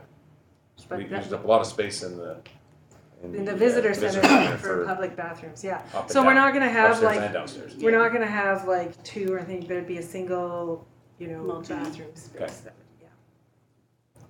Okay. But the actual project design of everything. Feel free to come by and ask me how it's going. But that's the very early stages. The cement pad with the dinosaur trackway. I think that's a great idea. That's cool. It's a neat idea. Is this seasonal or year round? Year round. Okay. Yeah. Because we want people to come here year round. Yeah, good idea. Anybody else? I got one more thing I was going to mention, and that's Mayor Bumstead last week is invited me to come and they've got a new group running their tourism. Oh, yes. yeah. Mr. Knifer from Oh, yeah, Brian, he does the Brian. Ancana Event Center as well, yeah. but I thought if I was gonna go, it'd be nice if we went. Yeah. Because they've got something, they're very interested in getting a little closer with Geopark. Maybe we could get our name on that mouse up sign. Yeah. I think that's gonna be an uphill battle. Okay, well, we'll work with you on that. We'll see. I don't know if that'll ever happen, but Yeah, well, you I like know. talking about it. There's no reason to stop talking about it. Minus 120, Yeah. you got the mileage figure. Yeah. Our, just a quick mention that the region, I can tell you as somebody who's been out the RV park and dealing with the Geopark, is our regional visitor center are amazing at driving visitors our way. They're a really important part of our system and they've done a really good job. So if you guys see the powers that be out that way, a big thank you is great. And where are you putting your espresso? In the caboose. It's in the caboose. So it's in the back of the Add caboose. on to the back of the caboose? No, it's just a little, so it's there's basically enough room to have the espresso and the ice cream counter. And then, along the edge of the caboose, you have a little shelf with stools where people can go, a little computer station in the crow's nest. And then out on the deck there. So limited seating, some seating in, but limited. So the whole front half of the caboose is all seating as well as the crow's nest. And then it would be half of the back half would be kind of where you stand in order and whatnot, and the other half would be the actual espresso machine and ice cream counter. And I mean, we didn't want to have a new restaurant. First of all, it's a lot to manage, but second of all, there are restaurants in town. This is something that isn't in town right now. We work with our direct operators on actually getting the supplies. Yeah, I wasn't sure if it was in the building you were talking about or not. The caboose is cooler. Thank you very much for your presentation. Thank you very much. Thank you.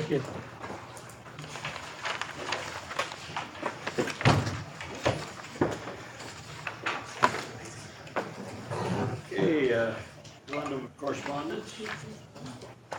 Village of Belmont, cannabis tax, view sharing, it seems to be something that's coming up fairly often lately. I think we've seen a couple letters of support.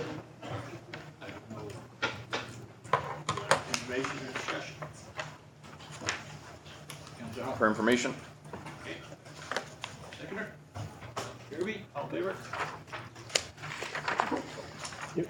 Okay, preparation of the township of, can't even say it, spell. Everybody know how to say it? Spellum. Thank you. 2018 resolution for asset management. Information or discussion? Councilor For information. Thank you. Seconder? Kirby, all in favor?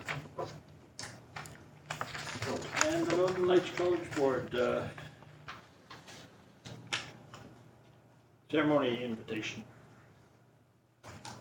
I guess everybody knows, as long as everybody knows that it's going on and we're all invited, so. I don't think there's anything else that needs to be discussed. Let's start with information. Okay. Councilor Kirby. All in favor?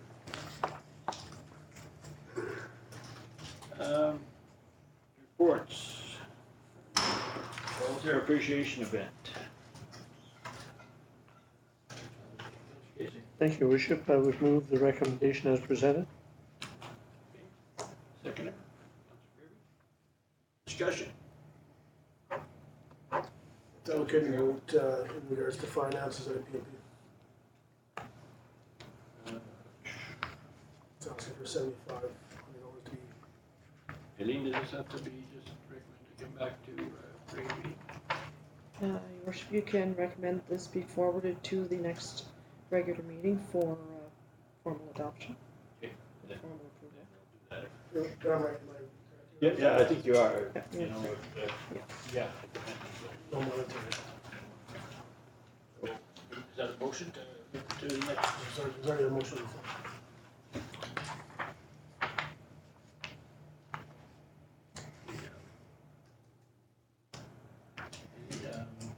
What are we going to do here?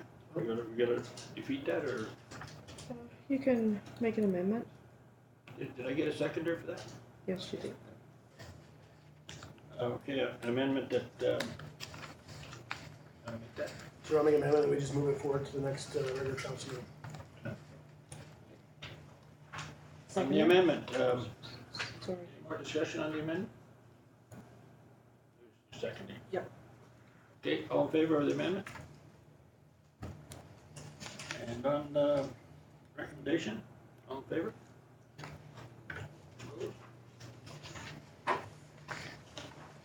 Okay.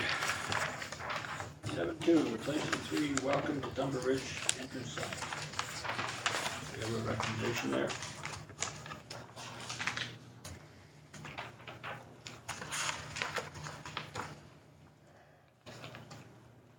Kirby? I'll move the recommendation as presented. Seconder. Mr. Casey, discussion. Again, we're talking about monetary. Yeah, we'll be just moving this thing right again too. I think there has to be some discussion on this. We haven't even decided on where they're going, and it's gonna take some dollars. I guess I should let you know that I've talked with, John and representative from Nico in. They're interested in being part of the sign.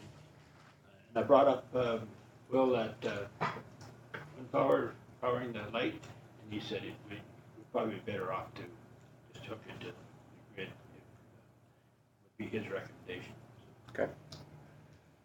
And so I think that last part of this, that we've got to figure out where they go and get the groundwork done before we figure this out. That's my idea. That's all part of the recommendation. Councilor McCaffrey. And we look at the final cost, it's substantially more than we originally anticipated. A lot of it's groundwork. Can that groundwork be done by local contractors? I think it probably could. I'm sure that would be the priority. Try and get it done by local contractors. Would that require a separate RFP?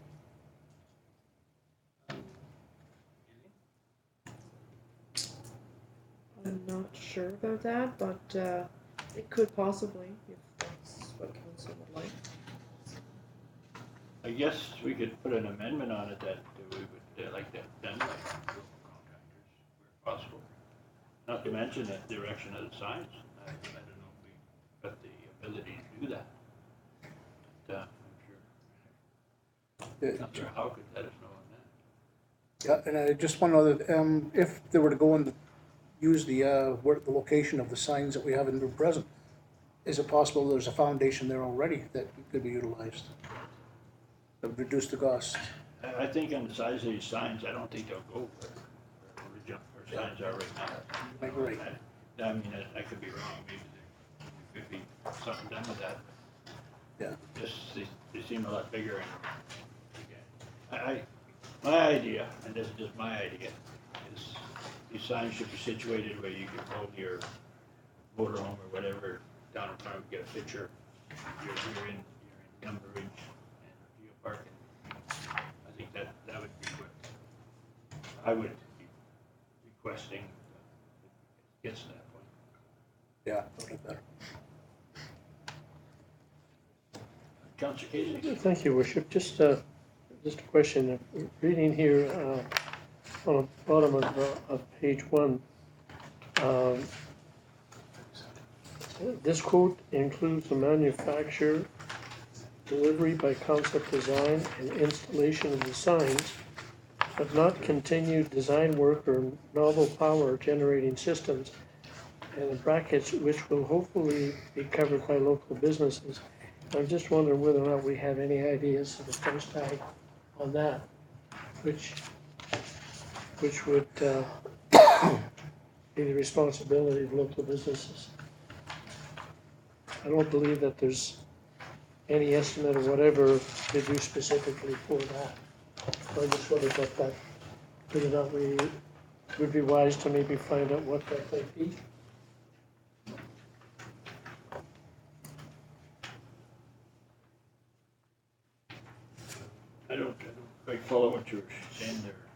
Well, it's got, on the bottom of the first page, it's got this quote includes a manufacture, delivery by concept design, installation of the signs, but not continued design work or novel power generating systems, which will hopefully be covered by the local business. I'm just trying to figure out what is the dollar cost. Is it the $380,000 to $410,000 that they mentioned, or I'm just trying to get an idea in case we were asked as to what the price tag would be on that particular point. That was all. I thought there was a dollar figure here for installation.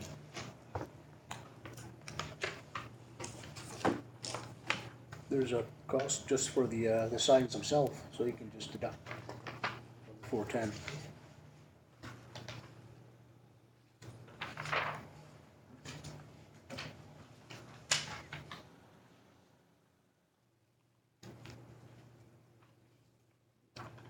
Well, that definitely have to, well, there's quite a difference with, between the price and that, which is approximately 380 to 410. Then you look over on the other page and it's 253, 164. The cost of the signs, so I don't know if that's the difference between those two numbers or the. It's just not clear to me. I can't quite figure out what the actual price tag might be to local businesses, and that was my only reason for bringing it up. Maybe just based on the district footing the whole bill for this, I think that's where you stand a chance of maybe lowering the cost if we locally can do the groundwork. Yeah, I'm just wondering what the cost is on the groundwork. I guess we don't know that yet. Yeah, I thought that was the 410. Okay. So I'm just curious which way we're proceeding. Are we still looking at doing, so on page 35 it has breakdown per signs. So number 2, we did all the number 2 signs, it would be 220,000 just to do it. Or if you did 3 number 3s, it'd be 247. Or if you do it how we made the motion in the previous meeting, it was 1 number 2 sign, 2 number 3 signs would be the 253. Which way are we going? Are we still staying with that original motion of 1 number 2 sign and 2 number 3 signs? That seemed to be the direction council was going. It really baffles me why that'd be that much more, considering one of them was cheaper than the bigger signs. One of them was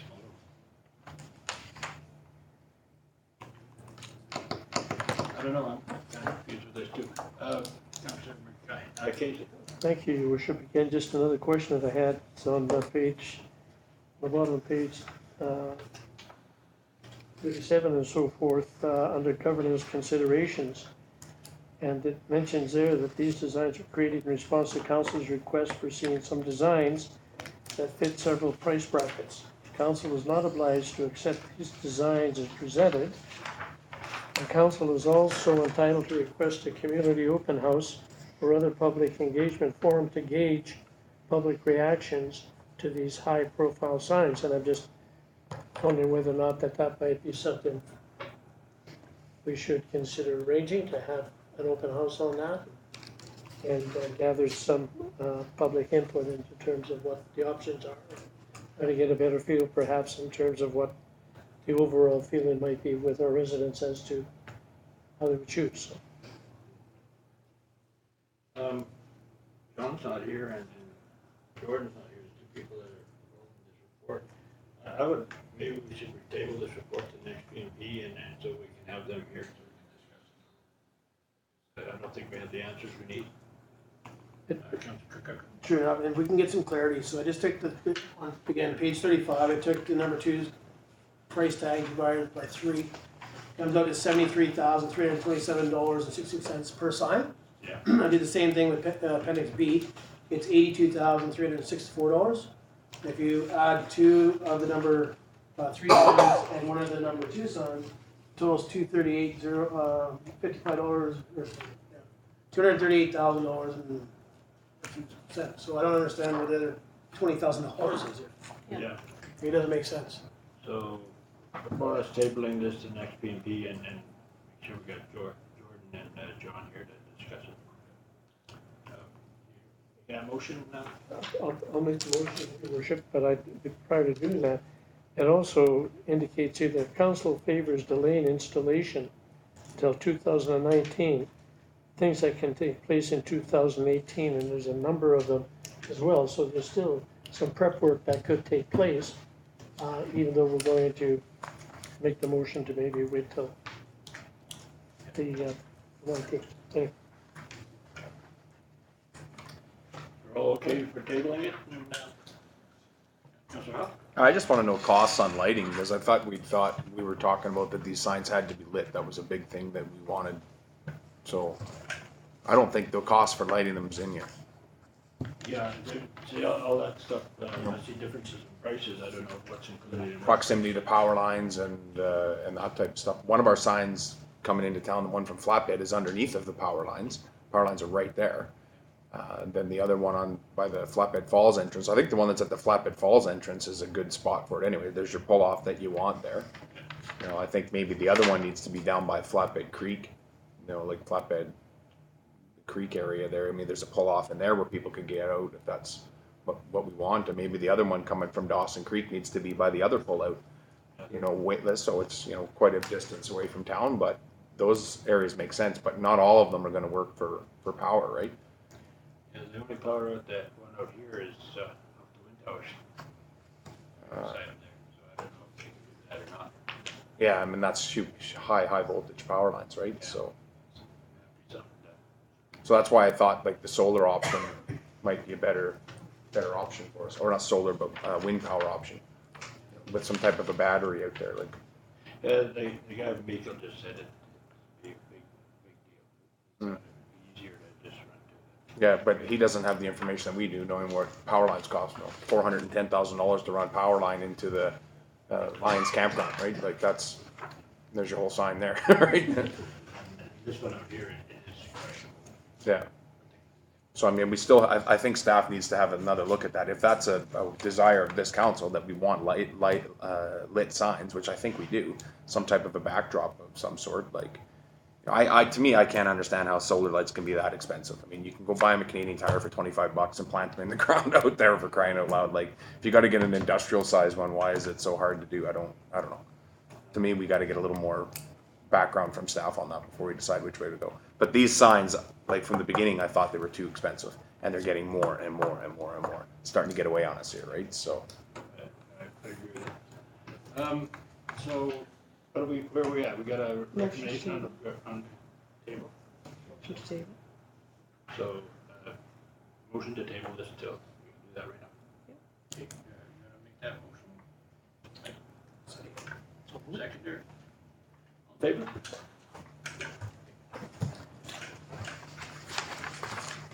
Can we put a motion on the floor to investigate the costs for lighting? Yeah, I think that should all go. Give a report that we want all this information. Okay. When we do this. Okay, yeah, fair enough. Okay, discussion items, street parking, and I think that's yours, Councillor Hoff. Yeah, so that just came from, when the guys are doing snow clearing around the town, that there is nothing in the policy or nothing in the bylaw that says that people have to move their vehicles off the street, and I just thought that it's only a matter of time before we hit something with the grader or the plow truck or the street cleaner or something. Somebody's parked on the road, and then we're going to have to spend thousands of dollars to fix somebody's vehicle.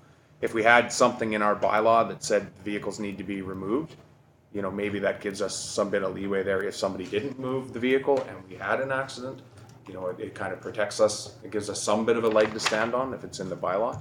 So more or less, I'd just like to go to council to say, like, you know, for not only snow removal, but also for street sweeping, you know, there could be a bylaw in place that they go out and they place a placard and says, this street is going to be cleaned on Tuesday. Make sure you're, you know, I understand they can't always get snow removal perfect of how it works, but there are certainly times where they make a plan to go back up and clean certain areas or cul-de-sacs out, you know, 2 or 3 days down the road. Yeah, it may take a bit more planning, but I think it's something that we need to look at to protect ourselves from running into somebody, and also giving people notice. You know, we are a day shift, night shift town.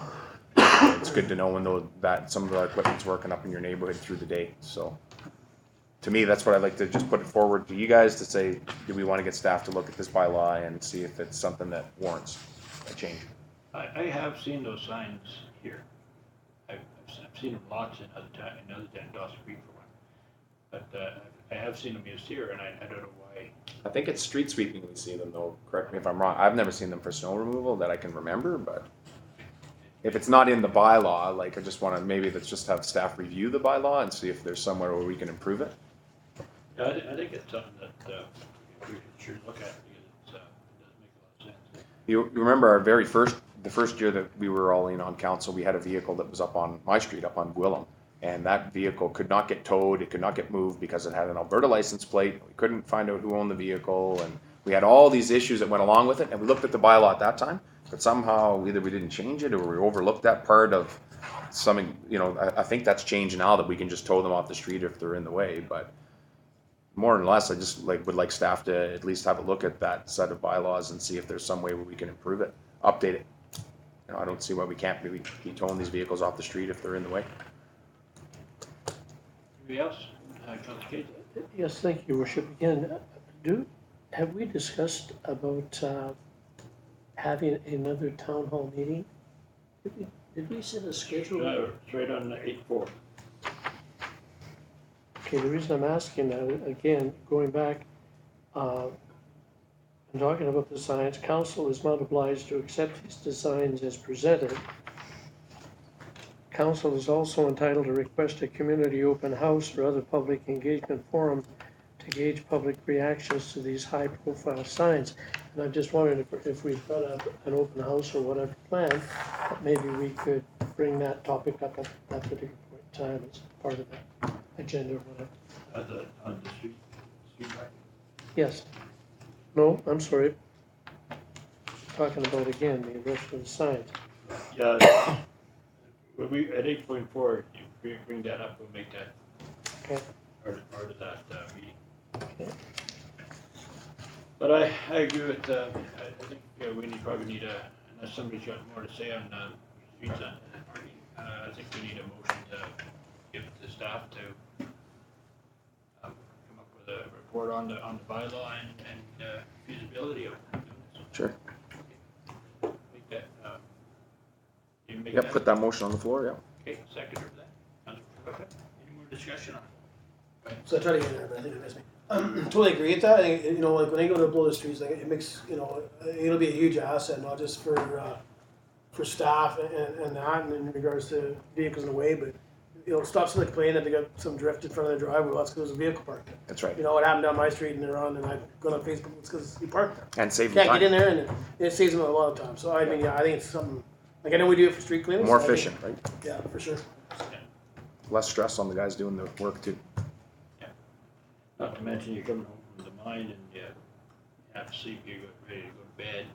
Yeah. Last thing you think of where you park your truck, but if you see that sign, then Exactly. Yeah. Yeah, I agree with it. Okay, all in favor? Okay, Emerald Public Library budget. Did somebody ask for that to be on here? B. Okay. I'll say what I said in the last meeting, and I know all of you could try to get me for a meeting, but I've been just running on my feet the last little while. But I need more information on this. I mean, I'm really happy with what the library does there. I think we should be keeping our pay equal to other libraries. I don't really think we should be competing with the mine or anybody else but the library. And, so I'd like to see a report that, and it doesn't have to have names or nothing on it. It's just got to have a position. If this is what we're paying right now. This is what Dawson Creek's paying. This is what Chetwynd's paying. That's the type of thing I'd like to see. Councilor Craig. Yeah, just not to dread it out. Actually, get a chance to see Paula. I won't talk about wages in the room here. I actually promised her I wouldn't, just because some of it can be isolated to who the employee is. But I have the sheet. I'm sorry, I didn't know you didn't get in to see her, or I would have forwarded this. So my bad. So I'll get When we're done, we'll get a photocopy and then But I wanna see something that doesn't. just have a look at it. You might answer I that. wanna see a report from staff. Okay, yep. So I can supply it to staff? Part of it, then they can get more information. Anybody else got anything to say on this? Not much more to say. I'm just wondering, like, I know it's public funds that go into the library through taxpayers, but no, when this report comes back, has anybody looked into it? We did ask that question, I know I was on the phone, hard to hear, but about it being able to be open, or does it have to be enclosed? We will look into, It being, sorry? we will look into it Oh, yeah, but, prior to writing the report, so that we will. I just know that was some of the concern. I know I asked some questions in the P and P there, and there was some concerns about that. Yeah, and I don't know how that's supposed to go. I do.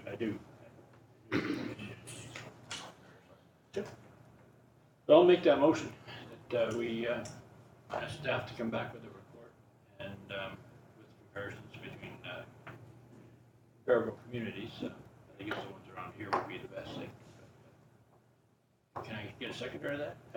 Councillor Carter? Discussion, you had, Yeah, I don't need to see a report. I've seen the paperwork that Paul has provided, so I'll be voting against it.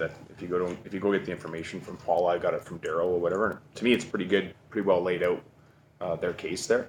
Unfortunately, I don't agree with their take on it. I think that the amount of wages that they're looking to increase by is too high. I think cost of living increase should have been probably put in by that board 3 or 4 years ago, and unfortunately, well, okay, it has been, but that's all I can see that I can see it going forward. But the amount of increase there is just, it's way too much, way too much.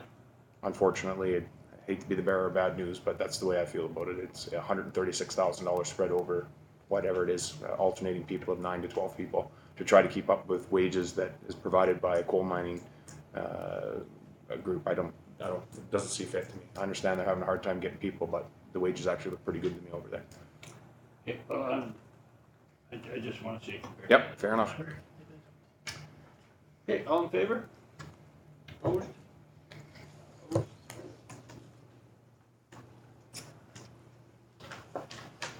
Okay, Timber Ridge Health Concerns Committee.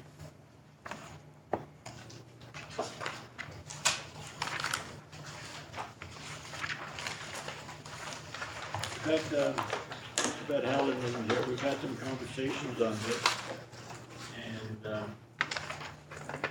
we felt that the best way of going about this is making this a standalone committee that deals with certain issues, and that the Healthy Communities Committee still goes, because I guess there's some grants that we have, I think we're the Healthy Communities thing that you could miss, so I think we should just have terms of reference for this, and then it does this thing, and then it's kind of done. So, I saw this, what page is that? That's at 47. 47.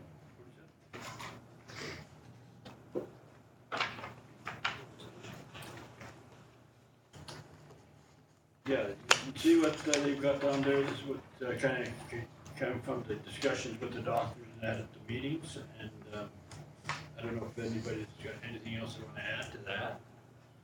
And the goals of the committee? I don't have anything to add. I know, I mean, not only as myself, but I know Councillor Howe has spoken highly about trying to get on this board. Yeah. And I see it says 2 people from council. Yeah. And that's fine with me, but that doesn't mean that we can't attend the meetings to listen in. Is that correct? No. Just would be voted. Yeah. So I'm not sure how you're picking them, but I do, again, still say my name. I'd love to be on this kind of committee. This isn't even a voting thing, because No. it's to bring information back to council. Yeah, but you guys, imagine if not saying who's going to be on, the 2 councils, you pick yourself and a councillor, however you see fit. Yeah. To me, if I'm not one of them, I come to watch, I would assume I would have it. Is how I read that. It's looking for 2 councillors or 2 people on council. Okay, you're at, yeah, you're the next. Is there anything that anybody wants to add to the goals of the committee? Councilor Hall? Not at this time, but I think obviously as the committee gets going, you're gonna delve more into it and kind of know which direction it's going. And I don't see there's any reason why it can't be changed as they go along, right? And most things can probably be added to any one of those ones. Sure. Okay, so we'll leave that at that. On representatives, Councilor Hall, you said you wanted to be part of this. I don't have a problem with that. You said you wanted to be part of it, but I was wondering, is that a conflict to you at all? No, because I don't work for Northern Health. Not anymore, we moved over.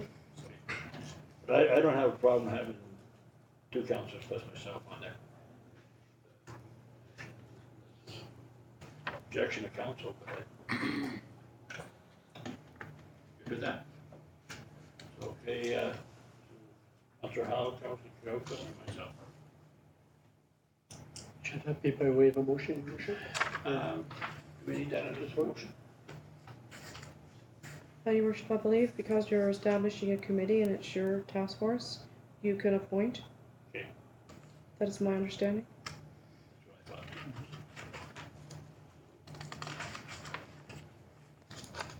I have appointed.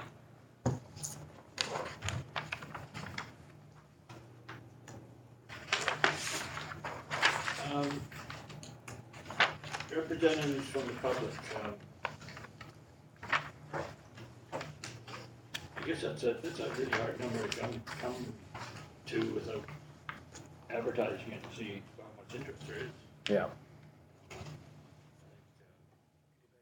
I know on seniors needs, there was quite a table full of people in here.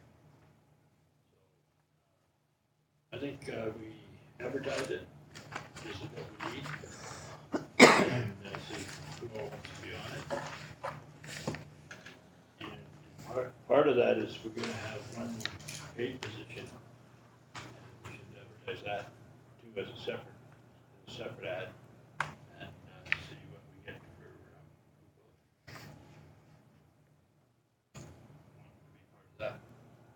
Councillor Kirby.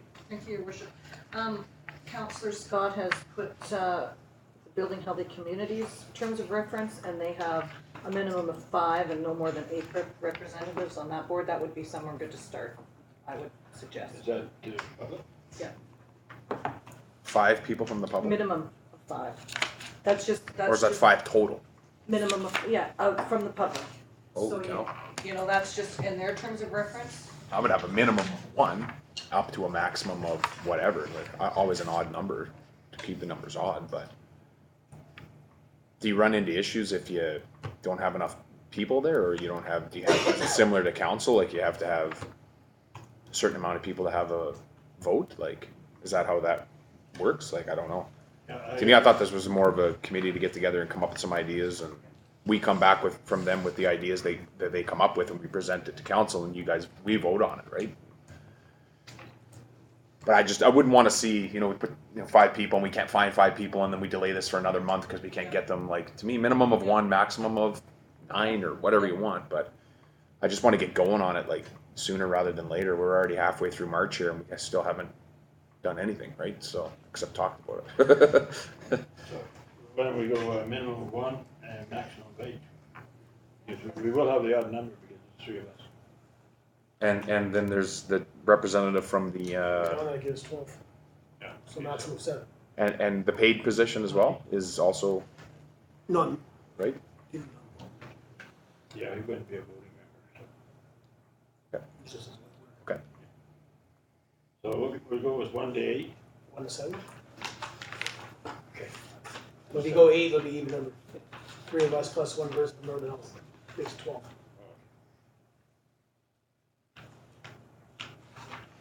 Yeah, we need, you're talking about the representative from the plus 7. Okay. 7. 1 to 7 on public, and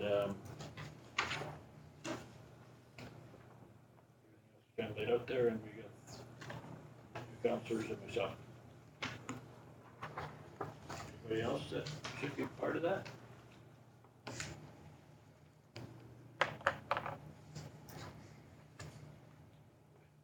It would be nice to see somebody from School District 59 just to address all day. the counseling that's needed in the school systems.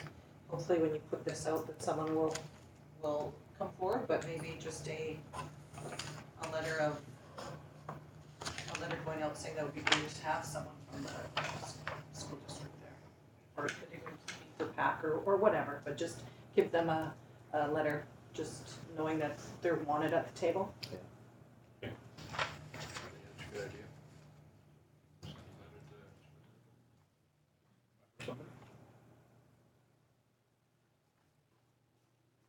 Yeah. So it says one representative from the Tumbler Ridge Health Center. Like I would, where does Dr. Helms' role in this? That would probably be him. I would imagine he's the chief of staff. Okay. So like he represents Northern Health at the. He worked for Northern Health. Okay. So that's Northern Health's representative would be Dr. Helm, and the health center's representative is Dr. Helm. I think that the health center representative would be Northern Health because they all work for Northern Health. I just thinking like if you had an employee there, kind of like maybe an employee might have different insight into it. I don't know. Like I kind of look at it like almost like the union rep leader and somebody that's underneath may not have an opportunity to voice a concern there. So this is their opportunity to. I know Barb is sure vocal on the issues over there, so she'd want to do that or not. But, how could we handle that? So what if we don't have Dr. Helm here? What if he moves to South Africa to explore hominid tracks and we don't have that representative from the. Somebody else would have to fill the shoes that's from the health center. Okay.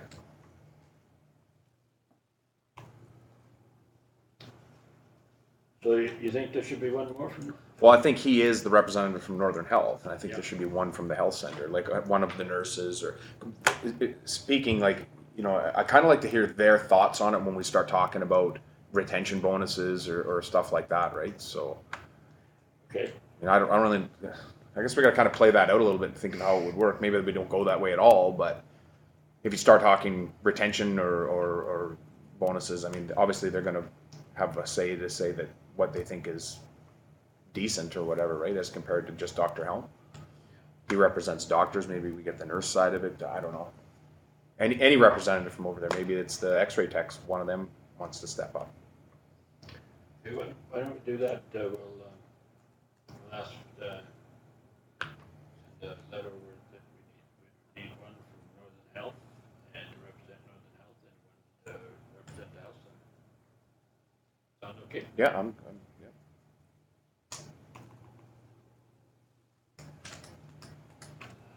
Okay, I think that should do it.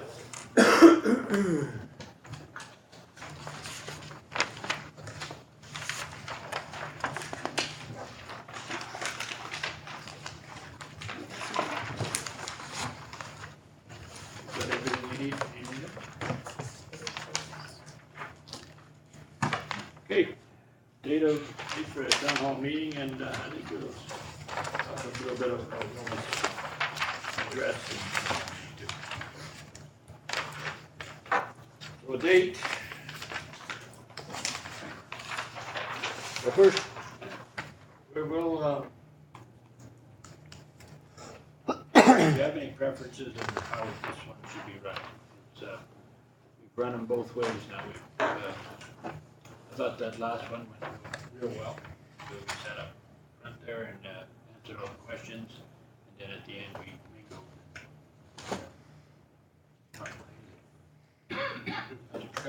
I'm just wondering about this one though, I believe the town hall, or talking about how the town hall envelope on there, so there's some staff there to discuss that. And fire hall. In the fire hall, and then I think Mr. Kay's gonna bring something else up in regards to a previous item in the agenda.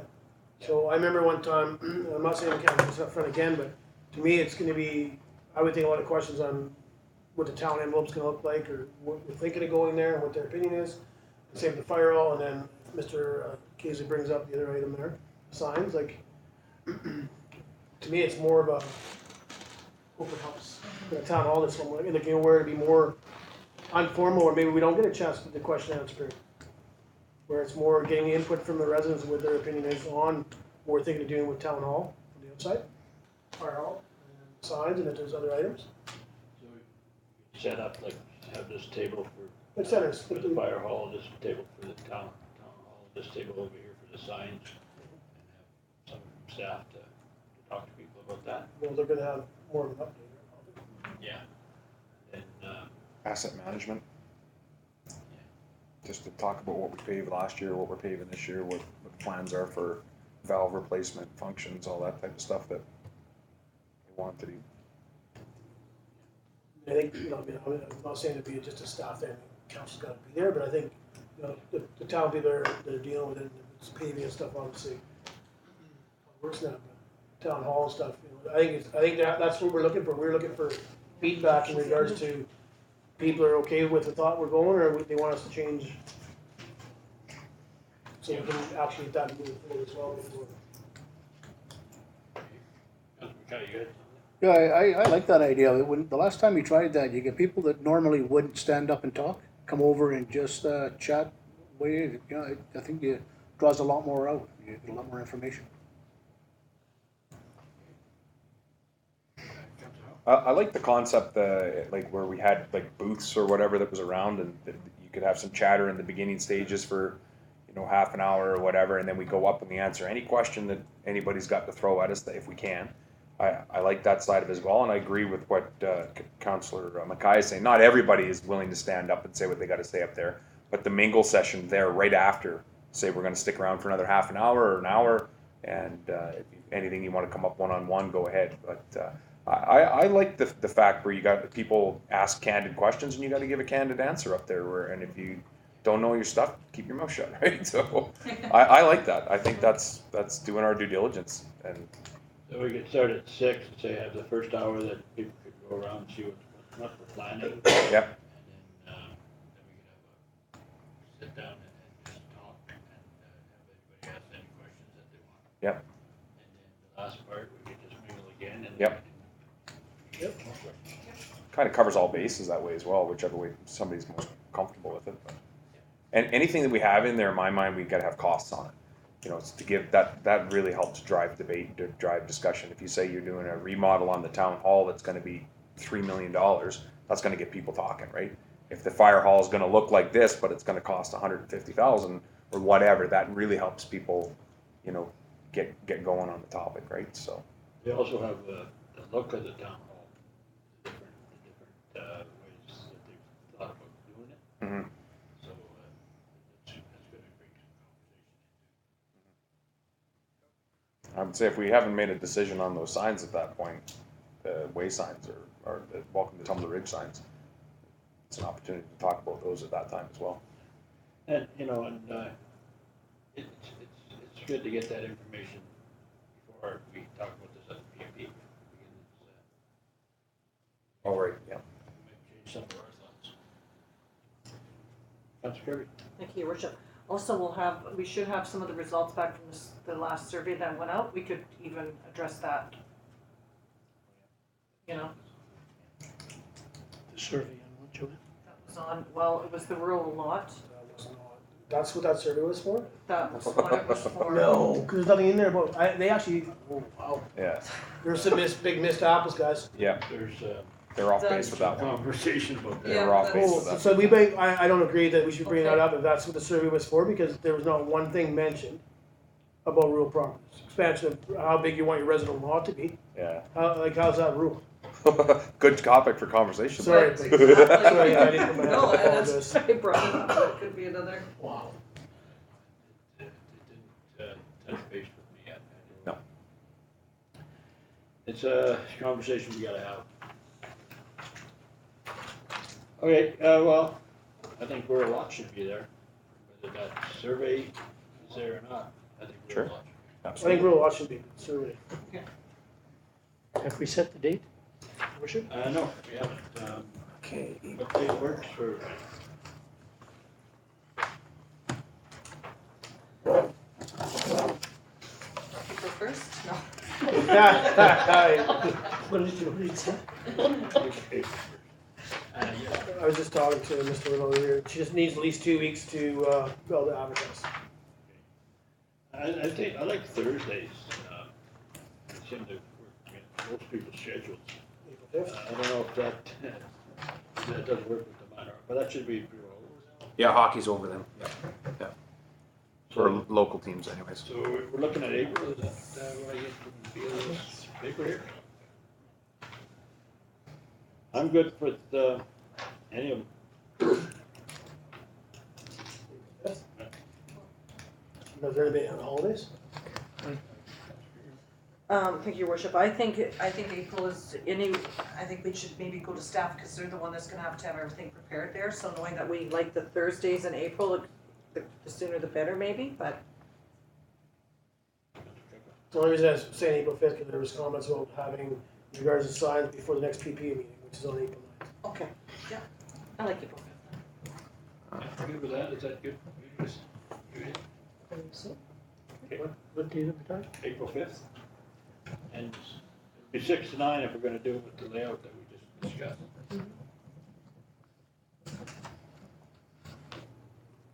Where are we doing it? 4 and 5? 6 to 9? 6 to 9, yeah. I'm just curious, was staff prepared with the outlines of town hall and the fire hall and all that? Prepared? Stuff done, right?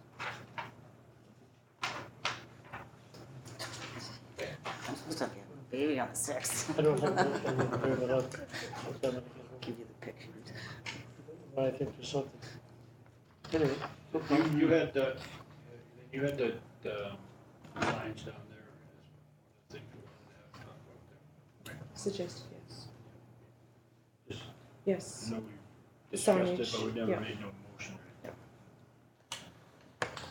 Okay, I guess that's it. Everybody's happy. Question and answer period. Hola. I apologize for not having a report for tonight, but I understood that you invited us to come to a P&P so that we could answer questions and have a chat.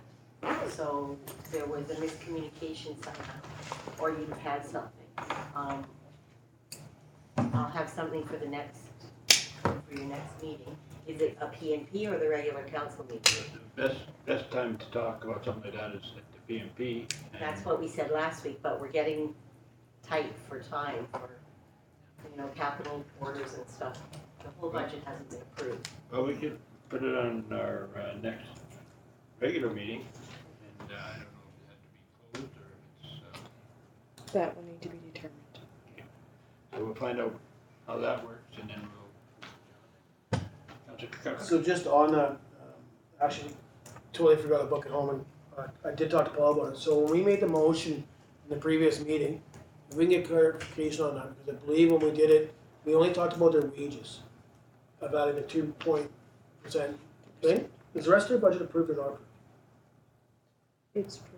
So the other part of the budget is approved, Yes. it's just not their full wages. Yes. And that's what I thought for sure, but now it's not. Just approved with the 2%. Just with the 2%, but their understanding was that there was some talk that maybe the rest of the budget wasn't approved that night either? No, it's approved, but It was approved at the level that we received last year, with the exception of the staff lines, which were cost of living. So I want to know though, does that mean that everything, Laura, maybe you know, does that mean that my capital's approved, like all of the other lines are approved? There's some small increases. Because the only wording was the same as last year. same as last year and the 2%. Yeah, so to me, that means the rest of it's not been approved, so. Same as last year on wages. Was the motion. Yeah. Okay, thank you. And bring that question again to the next meeting. That's the way I understood it anyway. Okay, thank you. Okay, anybody else? Yeah. I'd like to make a comment about this survey that you went out. To me, that was a total washout. For a start, like I had two envelopes in my mailbox. One was addressed to my wife, the other was addressed to residents. And on that day that they went out, if you looked in the garbage can at the post office, or the resident, oh, this is a credit card application, and they just went straight out in the garbage. The other thing too is, I'm gathering from the conversation that it was supposed to be about, the acreage lots. It just asked questions about residential lots, and I went through it and I was thinking, well, are they talking about residential lots that have a house on them? Yeah. Or residential residential lots ready for development? And I thought, okay, there's going to be a comment section at the end when I can make that comment. I don't know what you mean by a residential lot. And it just ended. And it said, thank you. And so I thought, well, that's that was pointless. Yeah, I've heard that from I don't know how many people, and it's I'm sure something that we can address with whoever did the survey. I don't even know who that was, but we get You something. should ask for your money back. Well, yeah, that's number one. Councilor. Yeah, and it definitely missed the mark. I mean, we even haven't had a chance on council to even talk about it yet. Some councillors may not even know what the survey comprised of, may not have taken it themselves. But that all generated from, if we were gonna go the rural acreages or rural lots or some type of form, we wanted to get some type of a feel. So I think it was Councillor Casely actually who put it forward to come up with an idea that we could gauge where we were. And that's where, what came out of it is we asked staff to get us some type of a survey of local residents, but it missed the mark. What we were looking for was the exact stuff about rural acreages. Had people known that you can get a 5-acre lot, you don't have to put water or sewer or services, we don't have to service anything like that. But if it's under 5 acres, we have to. There's a lot of stuff that missed the mark in there where I think you could sell it one way and not the other. But it is, don't worry, it was well received by council that it has not been done very well. And then there will be, Talking about it. there'll be something. Jan, you had something? Just with Bob's comment about should ask for money back, what was the cost of the survey to be? No idea. We'll find that out though. George's been away, so wait for. I received paper and actually a phone call. And a phone too. call. Yeah, so, the phone call did actually talk about rural lots. I don't think that it was very, either way, paper or verbal, I don't think it was great success. Missed the mark altogether. Anything else? Yes, Chris, my question. So I wrote it down, because I don't have something in front of me that I can read, I forget it. So, with the plan to raise minimum wage for the next 3-4 years, last year was at 10.5, and the projected by 2019 is going to be 15. This may not be your problem, as it could be a whole new council in the next few years, but what are your thoughts as the NDP is raising the minimum wage level, do you feel it is appropriate to raise the wage level for all your staff, right? So that's sort of like just something to think about, right? Like, okay, staff member X is making, $10 over the minimum wage limit. So does that mean everyone should be bumped up $5?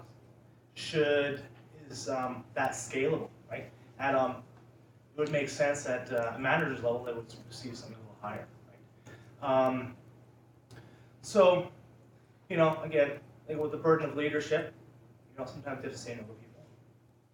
You get that, but second part to the question is in terms of our salary.